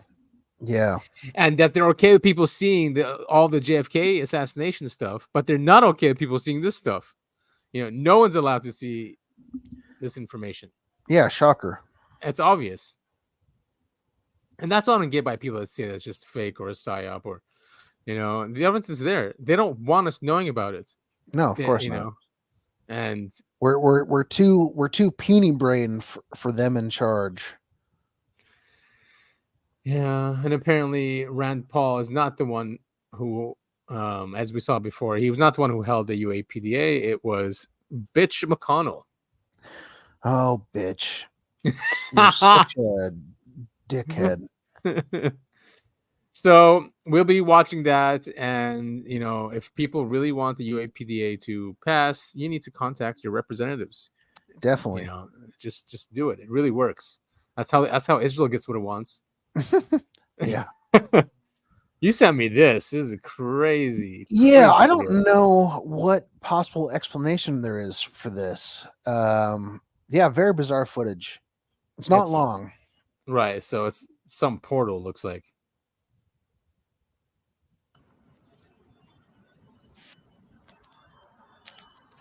It's this weird purple swirl light. Do you remember? I think it was like in Finland or something. They launched that missile, or no? It was a Russian missile. Russia, yeah. But it was seen in Finland, and the missile it didn't work properly, and it went in a spiral. Exactly. Yeah, right. Yeah, and everyone was looking at that and thinking it was a portal. This kind of reminds me of that, but this is so small, and it's just so hard to explain. It looks like it's out of focus because it is out of focus. And then now it goes into focus, right? Can you where was this? Can you I can't remember. Can you go back to the sort of photos of it? Can you scroll down? Let's see if we can figure out where this is from. Is it here? No. No, that's a quote from J. Allen Hynek, though. Yeah, this is posted on Reddit in the High Strangeness sub. Yeah. But if I remember, everyone's making fun of it. Right, looking from the comments, yeah, it's not everyone always says it's a reflection from the inside of the glass, but that's not true because the camera moves and the reflection right, portal doesn't. Right. Helicopter with searchlight outside. He says it's camera reflection. Oh, nah, rewatched it. Oh, camera. Come on, there's no camera reflection. That's such a boring explanation. Yeah. Yeah, see, this person's saying it might be a reflection of the camera's own IR autofocus illuminator. Right. I don't buy that because the way the video is taken, if it's a reflection, it would move with the camera, and it doesn't. It doesn't. Yeah, it doesn't make sense. And this look, it happened. It happened again. Oh, let's see that. Let's go here. Whoa. Neat. Hey, why can't I? Wait, I'm gonna try to get it. Imgur sucks. What in the world? So cool, man. So cool. Wow, look at that thing. Hell yeah, brother. That is crazy. But no craft was seen coming in and out, right? Yeah, but I mean, who knows? Like, if we're going full UFO crazy person theories, I mean, you wouldn't, right? Because UFOs are supposed to be invisible unless they want to be seen. So who knows, man? All right, so the comments section sucks as usual. Yeah, of course. It is Reddit, and as we know, Reddit is a great resource for gathering lots of different news at the same time. Never read the comments because people are fucking stupid. I mean, there's nothing constructive. No one added anything. They were just talking about just random stuff about asses and I don't know what. Yeah, and they always use puns or references to other things that are happening on Reddit. It's such a worthless content website. I think because they're kids. Right? Yeah, I think the vast majority of people on there are like 12, which makes, All right. Oh, yeah, this guy. Oh, no. Okay, we'll do that after. So this came out too. Opinion on New York Post. I mean, this is a weird one. Look at the title. Ufologist claims outer space stuff has been flying around Earth for decades. In quotes, thousands have been contacted. So it's this guy. He's on the History Channel, right? He's a UFO hunter. Yeah. So 2 big red flags. He's on History Channel. Huge red flag. Second red flag. He's wearing a hat that says UFO. What does that say? UFO magazine. So this guy totally legit. He's a complete fed. Look at him. Yeah, he literally looks like the guy the government goes, oh, we need to make a conspiracy theorist, and so we can push our agenda. And okay, great, we got this old guy. Let's put sunglasses and a UFO hat on him. Couldn't agree more. I mean, I don't know the guy, so I don't want to I mean, he's a PhD from NYU. That's PhD in what? Does not say. No. Wait, he's a chiropodist and a podiatrist. He's a doctor. Oh, is that a back doctor? Chiropodist? I don't know. Let's quickly search for chiropodist. What is the difference with podiatrist? Oh, so he's part of that. Chiropod. So I guess it still has to do with feet. Hell yeah. Chiropody is defined under the Ontario Chiropody as the assessment of the foot and the treatment and prevention of disease, disorders, or dysfunctions of the foot. So both are. So yes, he's a foot doctor. Okay.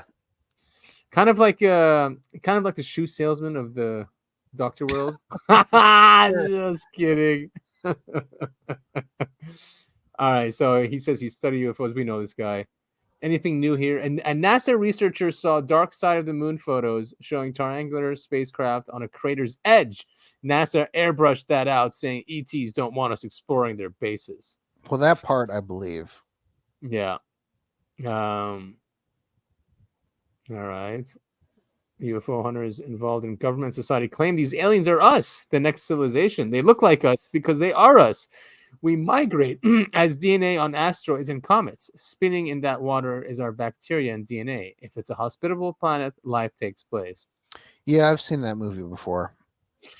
I know, right? All right, so there's nothing really here. Space race about Mars. Love it. Love it. Well, he's a best-selling author. Now, I've got a question for you, and I've pondered this. This is the kind of thoughts I fall asleep to. Now, if you were offered I don't want to say job, basically what the job is, they're going to send you to Mars because they want to see if it's sustainable for long-term living. So they're going to send you there, and you're essentially going to live in a pod for let's say 5 years. Okay. But you're by yourself. You don't have to worry about like food, water, in whatever situation it's taken care of, right? It's part of. Would you take that offer? How small is the pod? I don't know. I guess like a room, the size of a studio apartment. Yeah, I would. For 5 years? I mean, if there's books and stuff. Yeah, like let's just say you've got books, you've got all the DVDs you could want to watch movies and stuff. You don't have to do anything. They're just seeing if a person can live solitary for 5 years on Mars. And you can go out and explore and stuff. Of course, you've got your suit and everything. Would you do that? Yeah. Yeah, I would too. Yeah, I'll definitely do it. Could you imagine landing too and say, all right, let's check this place out? Yeah, and then but think about it, 5 years. That's a long, and you've got a wife and a daughter. Very long time. Yeah. Oh, so you mean like if someone comes to me like now in this situation? Yes. Yeah. I mean, I'll definitely be divorced. That's for sure. So, I don't know. Like, and are we setting up? Are we coming back, or are we just setting up? Or we're gonna set up a civilization there, and we're the first ones to get there, kind of thing. Yeah, that kind of thing. Oh, so I'm not coming back? Okay, yeah, then I would probably. I mean, either or. Like maybe they're just sending you down there for 5 years, and they're going to come pick you up, or you're. Yeah. I mean, that's it. That's your whole life. My thought process was they are coming to pick you up. Like you get to come back after 5 years. Right. Yeah. I mean, no. Yeah, I'd definitely do it. I'm sure I can convince someone. That's very important for someone to do this. Yeah. But I don't. I mean, 5 years is a long time. It is a long time. It would be difficult. Yeah, and again, you were on your own. You for whatever reason in this scenario, maybe you can like send video messages or. That's what I'm thinking. Yeah, it'd be like video messages, daily video messages or something. Right, but you were on your own. Oh, God, I don't know. I mean, I've lived alone probably a year is when but I was still always over at people's houses or something. So I never I don't know. Maybe thinking about it is different than actually going through it because it's like solitary confinement in a way. It is, but solitary confinement is absolutely horrible. They put you in it's just a concrete square cube, no windows, nothing, and it's completely dark, and you just have to sit there for as long as they want to keep you there. That's so evil, man. I know it's completely evil. So this is a little bit different, as in you're free to. You can go, technically you can go anywhere, but I mean, you're on Mars. There's nowhere to go. I mean, once you get, okay, wait, so the pod is in the aircraft or the pod's going to be on Mars? No, it's on Mars. You're on planet surface. Oh, okay. And I can't leave? I can't leave the pod? Yeah, you can leave the pod. You've got a spacesuit. Wow, that'd be scary. That kind of reminds me of, that guy Hall. Books.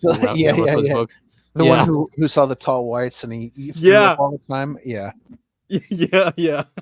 It would be like that in a way. Because out in the desert, it's just like being on Mars in a way. Yeah, exactly.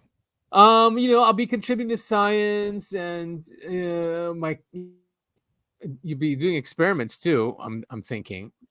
Sure. Well, The Martian's like that, isn't it? The movie? Wasn't he there by himself? He was, but he was trying to get home. The whole point is, and I think he was there. I read the book and I saw the movie. Matt Damon, very good book. Very good movie. I think he was there for like just over a year or something. He was there for like 13 months. That's it? Yeah. And he lost his mind? He didn't lose his mind. Oh. He didn't lose. Have you seen the movie? Yeah, I remember. I thought he didn't lose his mind. He got rescued, but they thought he was dead, and so he was abandoned. And then didn't he just leave anyway? Like he left them to die there or something? No, he was on his own. He didn't leave anyone to die. He was on his own. No, but when they came to get him, didn't he like? No, he got rescued. He found a way to shoot himself up into space, so the space people, the people who were on the ship, I'm thinking of another him. movie. Yeah. I'm thinking of another movie. No, I love The Martian. Yeah, no, I know The Martian now. Yeah, but he was in another one, being another character where he did that. You're thinking about Interstellar. Yes, Interstellar. Okay, yeah. And again, he didn't leave anyone behind. Well, I mean, he got rescued, and then the people who were rescuing him, he tried to abandon so he could get back to the He ended up dying anyway. Yeah, because he opened an airlock when he wasn't supposed to. Idiot. Right. Yeah. Okay, that's what I got confused. All right, the program from James Fox is coming out, I think, next month in November. Nice. Yeah. That should be great. I'm loving all this UFO stuff. You know, as usual, Hollywood is always about 5 years behind, but I'm glad that they're finally coming through with some of their stories. Yeah, so Fox directs the program, which is described as exploring the unprecedented bipartisan congressional effort to uncover what intelligence agencies really know about UFOs, now referred to as UAP. In July 2023, 3 former Pentagon officials testified about their experience with or sightings of UFOs, UAPs, and the U.S. Senate introduced the bipartisan UAP Disclosure Act. Earlier this month, it was reported that the Senate Armed Services Committee is looking to hold a UFO hearing after the elections in November. November 13th. Elections are when? The 5th usually? Yeah, I think so. Yeah. Peter Coyote, just like the other one before it, the documentary before it. He's got a cool voice. Hey, how come I can't select his name? Oh well. So cool. That should be good. Yeah, definitely. I'm looking forward to it. Jay Stratton, Luis Elizondo. It looks like he's done doing his tour of the media. Yeah, he was all over the news for a long time. I've been seeing a lot of people online saying that he's a complete fraud and yada, yada, yada. There's a lot of backlash against Elizondo right now. Yeah, big time. Yeah, I saw that. It's going to happen. Yeah, he's not perfect, that's for sure. Yeah, no, definitely not. But I mean, it's crazy that people who, try and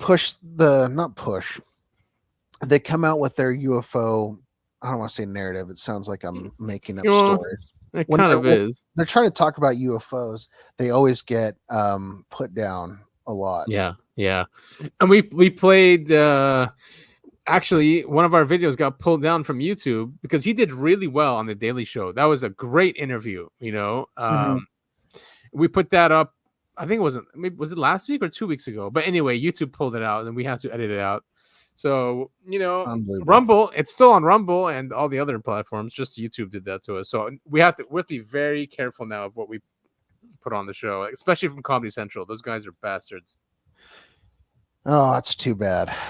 I know. Like, you'd think it's good advertising, it's good marketing. It's free marketing. It gets the name out there and gets, we provide links too. It's not like we're stealing. Yeah, we're not. It's ours. Yeah, exactly. And it's not like we're making money. I mean, right. Yeah, exactly. Unbelievable. All right. So here's this other thing that's been going around this week. This apparent U.S. Air Force whistleblower claims huge UFO announcement will happen within days. So there's a lot of confusion about this on my end. Yeah. Because we're seeing the same articles. Some of them say within days, and then the other ones say within months. Right. Exactly. Now, technically, within days could mean months, but that's typically not how you denounce something. Say it. Right. Yeah. So something's going on. And so it was in here. It was also in the Irish Star, which we'll come to, and then that was the big article I kept seeing, the one from the Irish Star. Okay.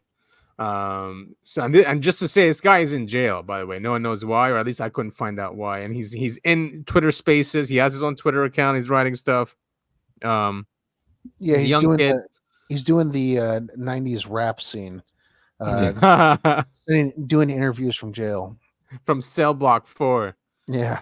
Doty was in one of those spaces too, and the guy was telling him who his mentor was, and Doty says, well, yeah, that checks out, but it's Doty.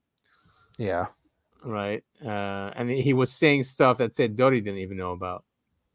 Oh boy. All right, so this guy alleges he was recruited into a top secret U.S. Air Force intelligence unit tasked with maintaining a 7-year truce between the American government and an alien civilization. This truce agreement, McNeil claims, without any proof of his credentials on his YouTube channel, is set to come to an end at the end of September, which is just a couple days away. It's the 29th today. Yes, it is. He claims that a planned series of events, including the partial or possibly total destruction of the state of Israel, a brief global conflict, and a staged alien invasion using reverse engineered UFO technology will soon follow. Oh boy. Not too much of it is new. People have been talking about this stuff for a while, right? You bring in Israel in there. That's the whole apocalypse thing. Mm-hmm. And the Project Bluebeam is brought in there as well. Yeah, everything.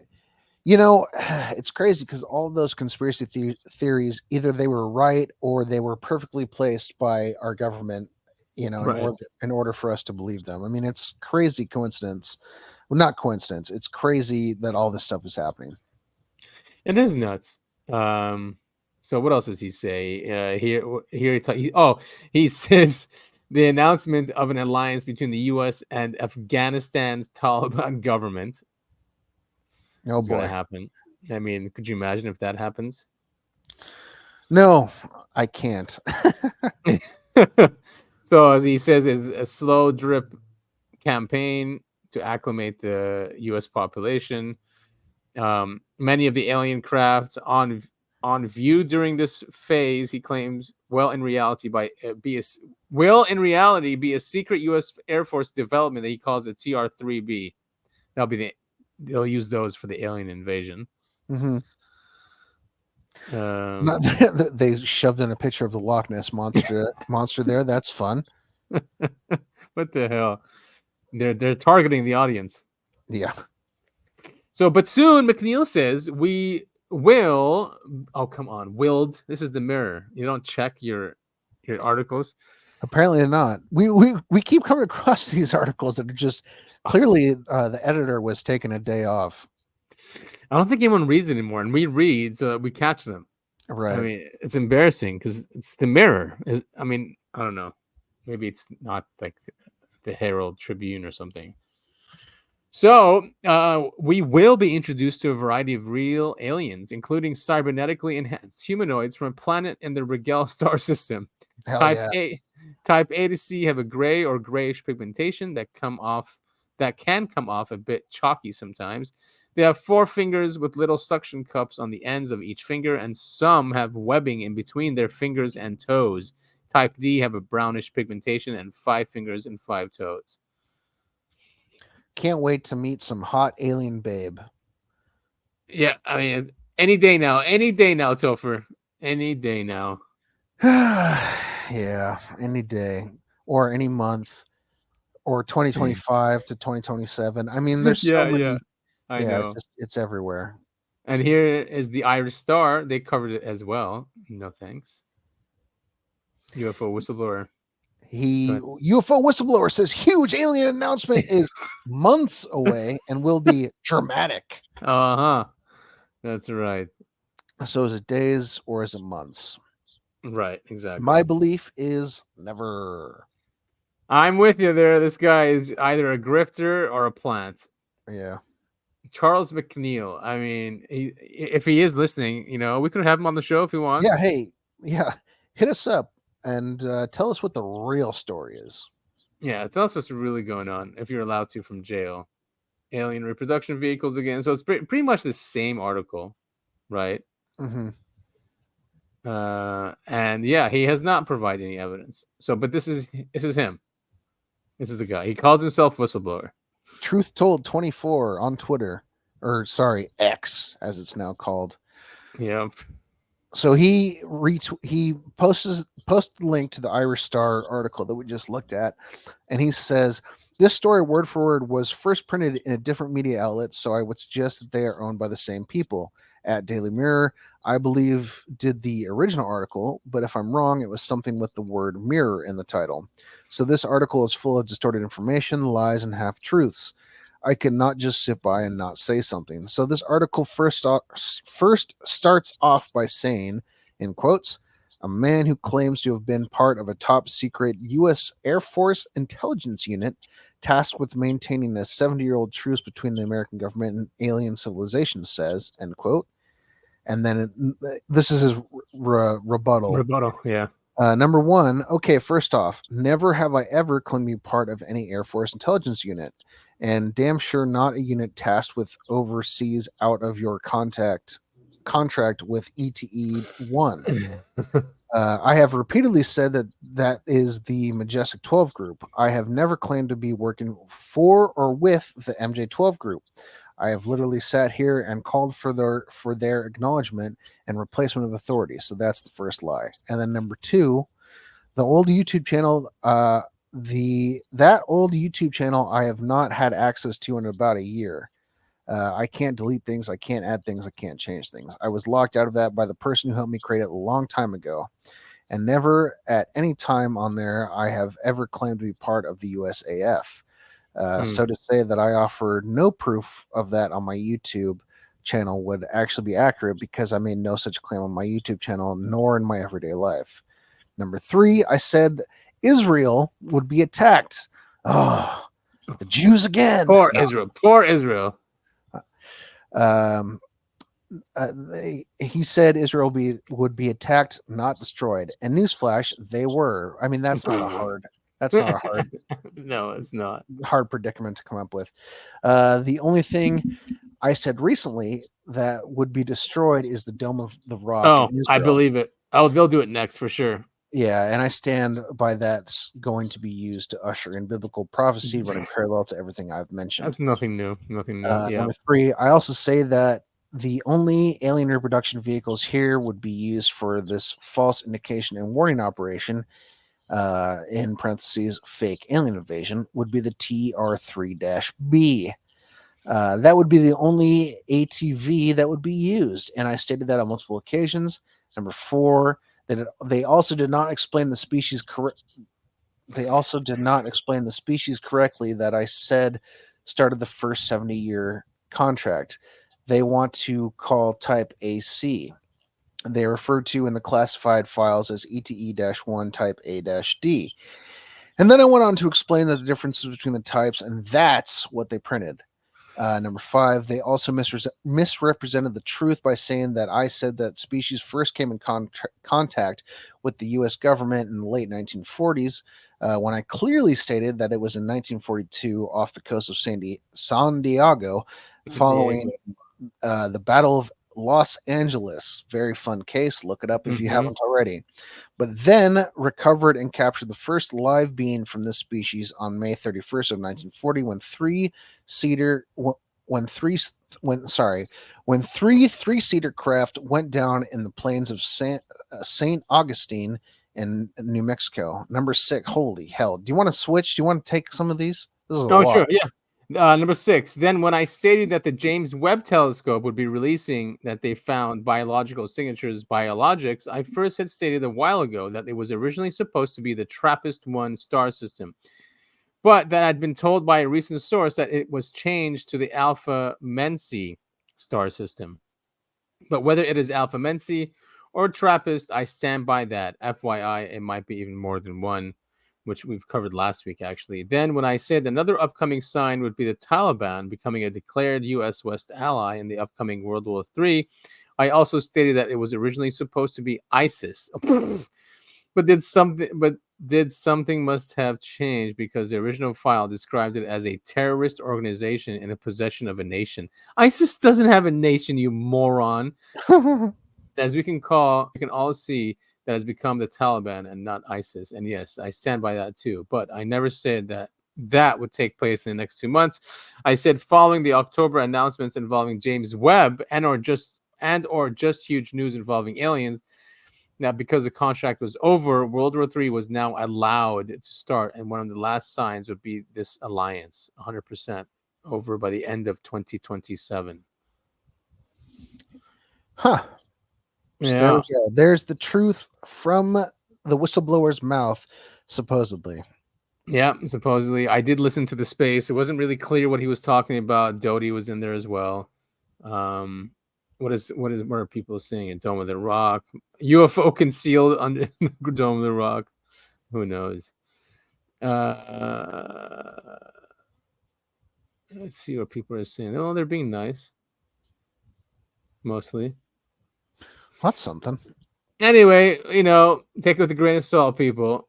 He's not saying, he's not saying anything that new, right? And this is his account.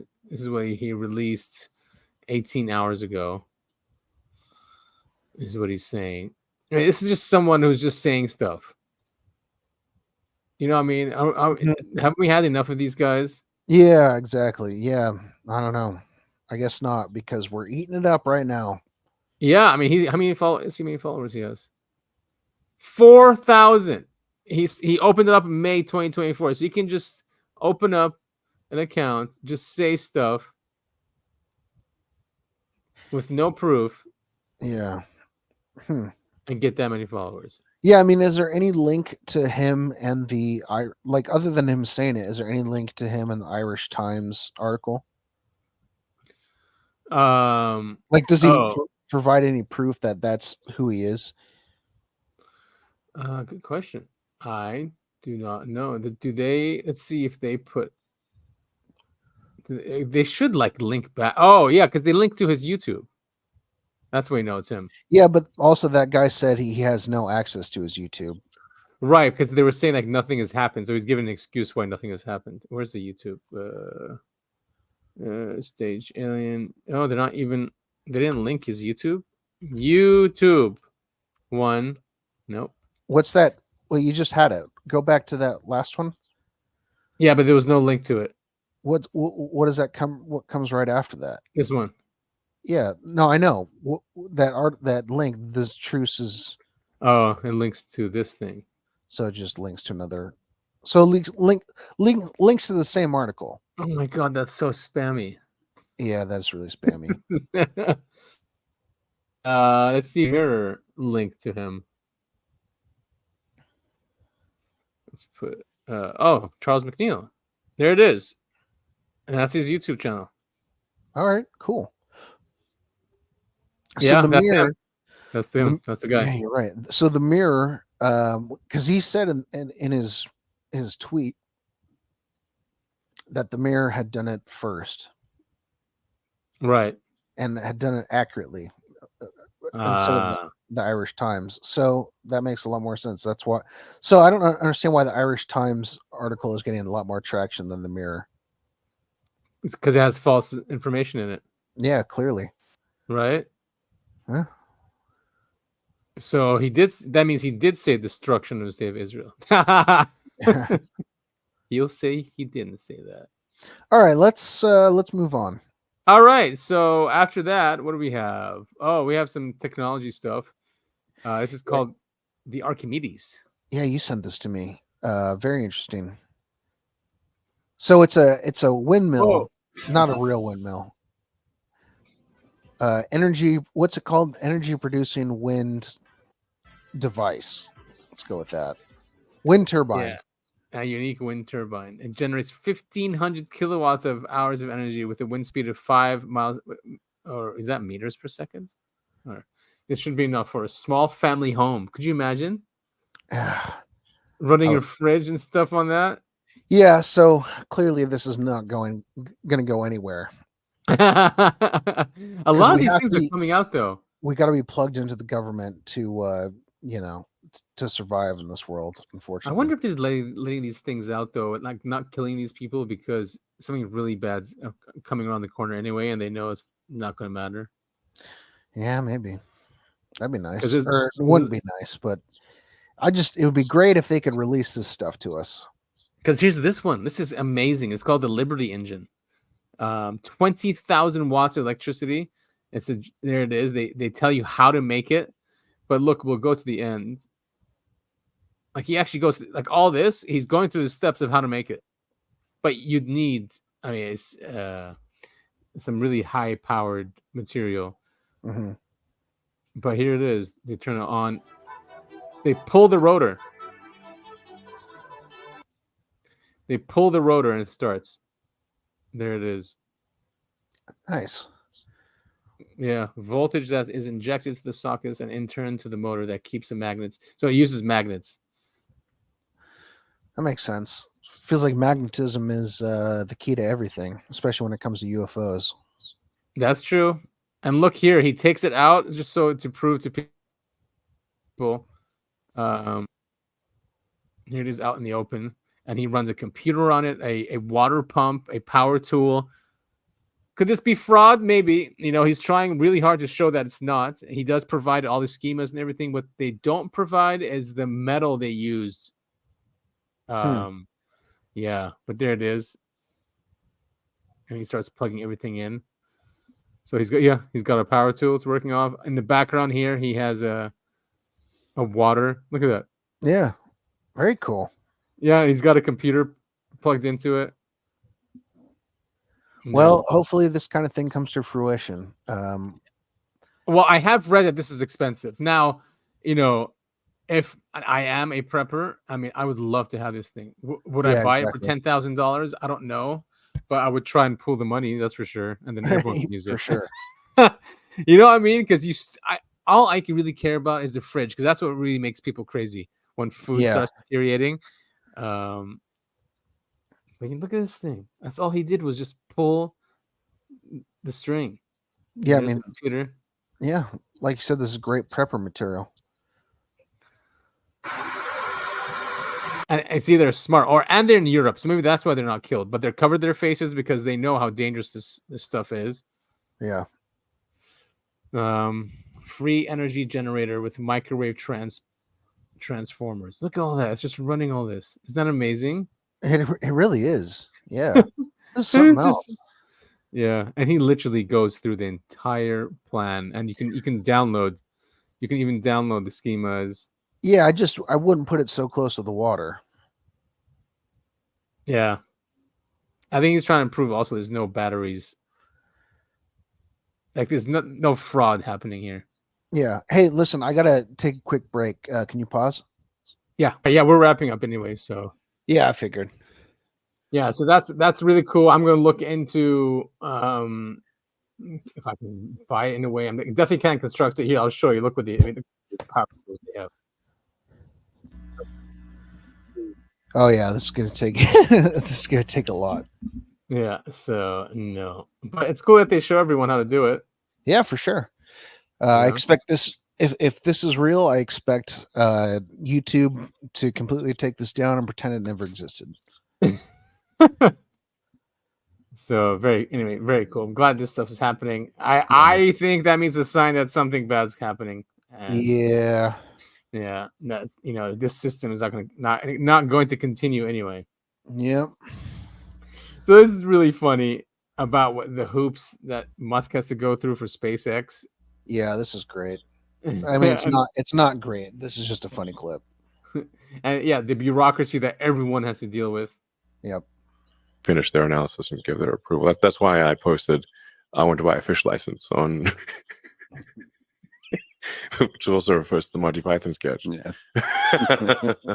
Like, why do you need a license for your fish? I don't know. According to the rules, I'm told you need some sort of fish license or something. We effectively need a fish license to launch a rocket. And I'm like, wait a second, how did the fish come into this picture? Yeah. I mean, some of the things like that I feel like are so absurd that I want to do like a comedy sketch and flash at the bottom, this is all real. This is actually what happened. Mm-hmm. One of the things that was a bit of a challenge at one point is that they were worried about a rocket hitting a shark. Mm-hmm. And the ocean is very big, And how often do you see sharks? Not that often, as a percentage of ocean surface area, sharks basically are zero. Then we said, well, how will we calculate the probability of telling a shark? And they're like, well, we can't give you that information because they're worried about shark fin hunters going and hunting sharks. And I said, well, how are we supposed to? We're on the horns of a dilemma then. Then they said, well, there's another part of Fish and Wildlife that can do this analysis. I'm like, well, why don't you give them the data? Like, we don't trust them. Like, excuse me? They're literally in your department. And again, this is actually what happened. And then can you do an NDA or something? Eventually, they managed to solve the internal quandary, and indeed, the probability of us hitting a shark is essentially zero. Then there's another organization that I didn't realize existed until a few months ago that cares about whether we would potentially hit a whale in international waters. Now, again, you look at the surface of look at the Pacific and say, what percentage of the Pacific consists of whale? Like, he'll give you a big picture and like point out all the whales in this picture. I'm like, I don't see any whales. It's like basically 0%. For launching out of Vandenberg in California, they were worried about seal procreation, whether the seals would be dismayed by the sonic booms. Now, there have been a lot of rockets launched out of Vandenberg, and the seal population has steadily increased. So, if anything, rocket booms are an aphrodisiac, based on the evidence, if you would correlate rocket launches with seal population. Nonetheless, we were forced to kidnap a seal, strap it to a board, put headphones on the seal, and play sonic boom sounds to it to see if it would be distressed. This is an actual thing that happened. This is actually real. I have pictures. I would love to see this. Yeah. There's a seal with headphones. Yes, it's a seal with headphones strapped to a board. And like now the amazing part is how calm the seal was. Yeah. Because if I was a seal, I'd be like, this is the end. They're definitely going to eat me. Yeah. When a seal goes back to other, its seal friends, how's he going to explain that? They're never going to believe him. Never going to believe it. And that's why I'm like, well, it's sort of like getting kidnapped by aliens and getting an anal probe, You come back and say, I swear to God, I got kidnapped by aliens and they stuck an anal probe in my butt. And you're like, no, they didn't. That's ridiculous. His seal buddies are never going to believe him that he gets strapped to a board and they put headphones on his ears. And then let him go. I don't think the public is quite aware of the madness that goes on. Man, the bureaucracy is just insane. I can't believe they made him get a seal, strap the seal, put headphones on it, and play sonic booms. Yeah, it's pretty absurd. But hey, at least the government's protecting them. Yeah. I guess that's a good thing. It is a good thing. There just has to be a more. I mean, he's talking about like there's a group that wants to protect the sharks and wants a group to protect the whales. So they end up grabbing a seal. I mean, I don't know. I feel like there's a more efficient way to do all of this. Well, we don't know efficiency in our government, do we? No, we do not. Yeah, we're just shoveling out money to the rest of the world. Well, we become the third world. Yeah. It makes no sense. And this is after Biden's livid with Netanyahu doing what he did in the past few days. Quote unquote livid. Yeah. So you sent me this just in USILUA. United States to send, I don't know what that is, but United States to send Israel another 8.7 billion and Ukraine another 8 billion. So now we're starting to see that Israel's starting to get more money than Ukraine. It's like a race to the top. For us, it's a race to the bottom. Yeah. I mean, we are supporting these countries, literally. I know, right? I mean, I don't even know what to say at this point. I mean, we're funding these wars. Yeah, war crimes too. Well, when it comes to Israel, I'm not going to speak on Israel. I think our stance is pretty clear on that. But I kind of understand the whole Ukraine thing. You don't want Russia to spread its tendrils and create the USSR again. Israel does not need any more of our money. Or weapons. According to them, they can take care of themselves, and they don't listen to us anyway. They don't listen to the international community. So everything they do, we get pulled down because of it. Yeah, exactly. we're the only people in the UN who veto anything there. God forbid we take care of our own citizens. Right. That's the last thing the U.S. government wants, is to take care of its own citizens, which is just bonkers to me. Israel won't let them, man.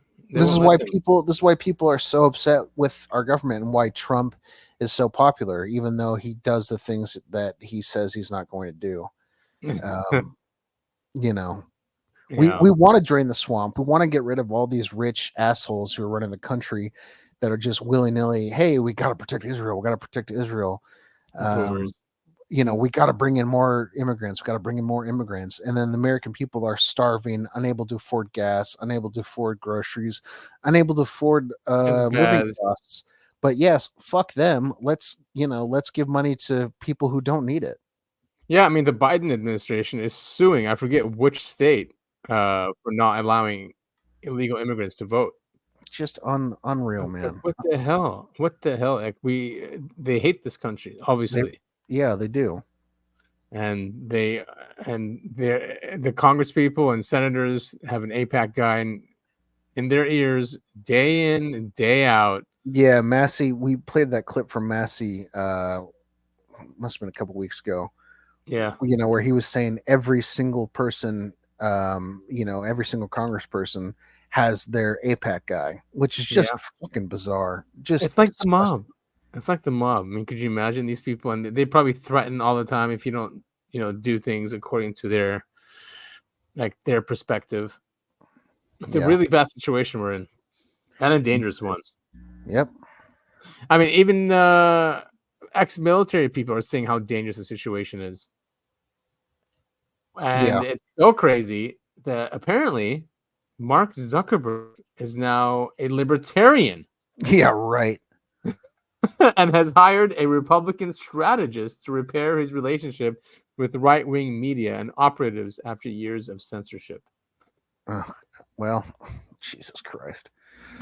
He was the guy that, well after Biden was out of power, came out and said, oh, yeah, well, the Biden administration asked us to censor stuff. Like, yeah, sweet, dude. That's like 3 years too late, asshole.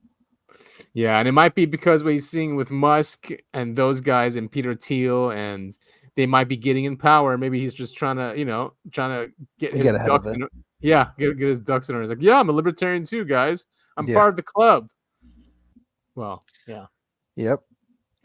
And we have one final thing, and this is from a longer clip, by the way, because he does other accents, and he ends with this one. Yeah. Do you have the longer clip? No, I don't even know where to look for. Maybe someone in the comments does. It's very funny because this is great. So what this is? Let's see. Is that it? I'll check. That's probably the South Park clip that they're gonna. Oh no! It's not. Yeah, it's a South Park clip. Yeah. Anyway, so before it was back in the day when you used to make fun of other races, and it wasn't anything racist, it was just playing on stereotypes. Yeah. People would pull their eyes to the side and pretend to be Asian. This guy's doing the opposite, and he's clearly American, but it's really funny. It's really funny. And I think he was doing a Mexican accent coming into it. Come on, rewind. All right. Bobby, look, I'm American. I think I'll use my credit card. Do you guys have anything non-dairy? Anything gluten-free?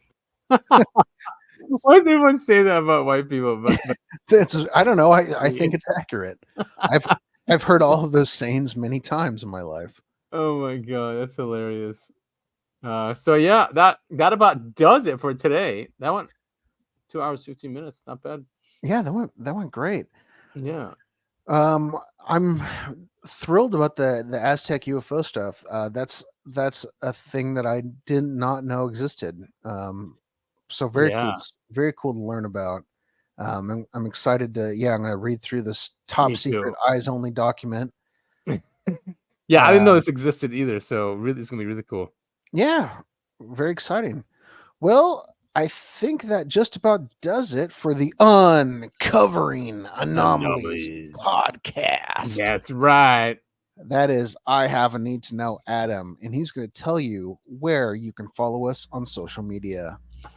Well, we're only on formerly Twitter. You can follow us at UAP the podcast. I'm at Breakaway Civil, and Topher is at Topher it all. Hit us up over there. Follow us.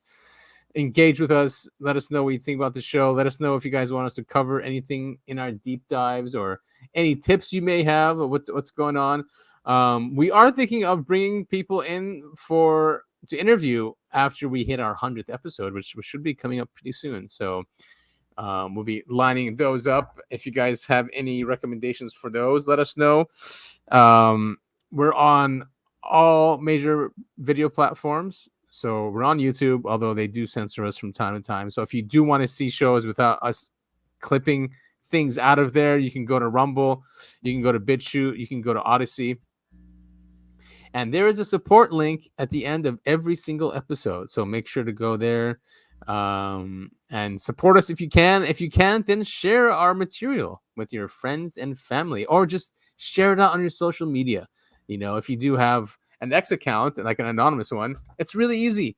Just share it on there. You don't have to say anything. Just give us that link juice, it's called. Link juice. Yeah, which would really help. And yeah, let people know about our show. Get us out there. We love this subject and the mysteries that we try to unfold with it. Other than that, I think I covered everything. So back to you, Topher. All right. Well, I am Troublemaker Topher. I'm coming into your dog's house and spilling their food. So don't blame it on the dog. It's me, Troublemaker Topher. I'm making trouble everywhere I go. But you are a troublemaker. I'm like a little gremlin. A funny troublemaker. Yeah. So you get away with it. Yeah, and people let you get away with your troublemaker. Yeah, they go, "Oh, there's Topher again." It's just Topher. It's just Joker. Well, we want to thank you all so much for listening to episode 91. We are creeping up on 100. It'll be here before you know it. It's crazy. Yeah, we want to thank you all so much for listening. Yeah, like Adam said, go ahead, tell a friend, tell some family, post on social media. We want to get our voices out there. We're narcissists. We love to hear ourselves talk, and we want to hear other people. We want to see other people listening to us talk. Yes, and make fun of us and talk shit. That'd be great. Absolutely.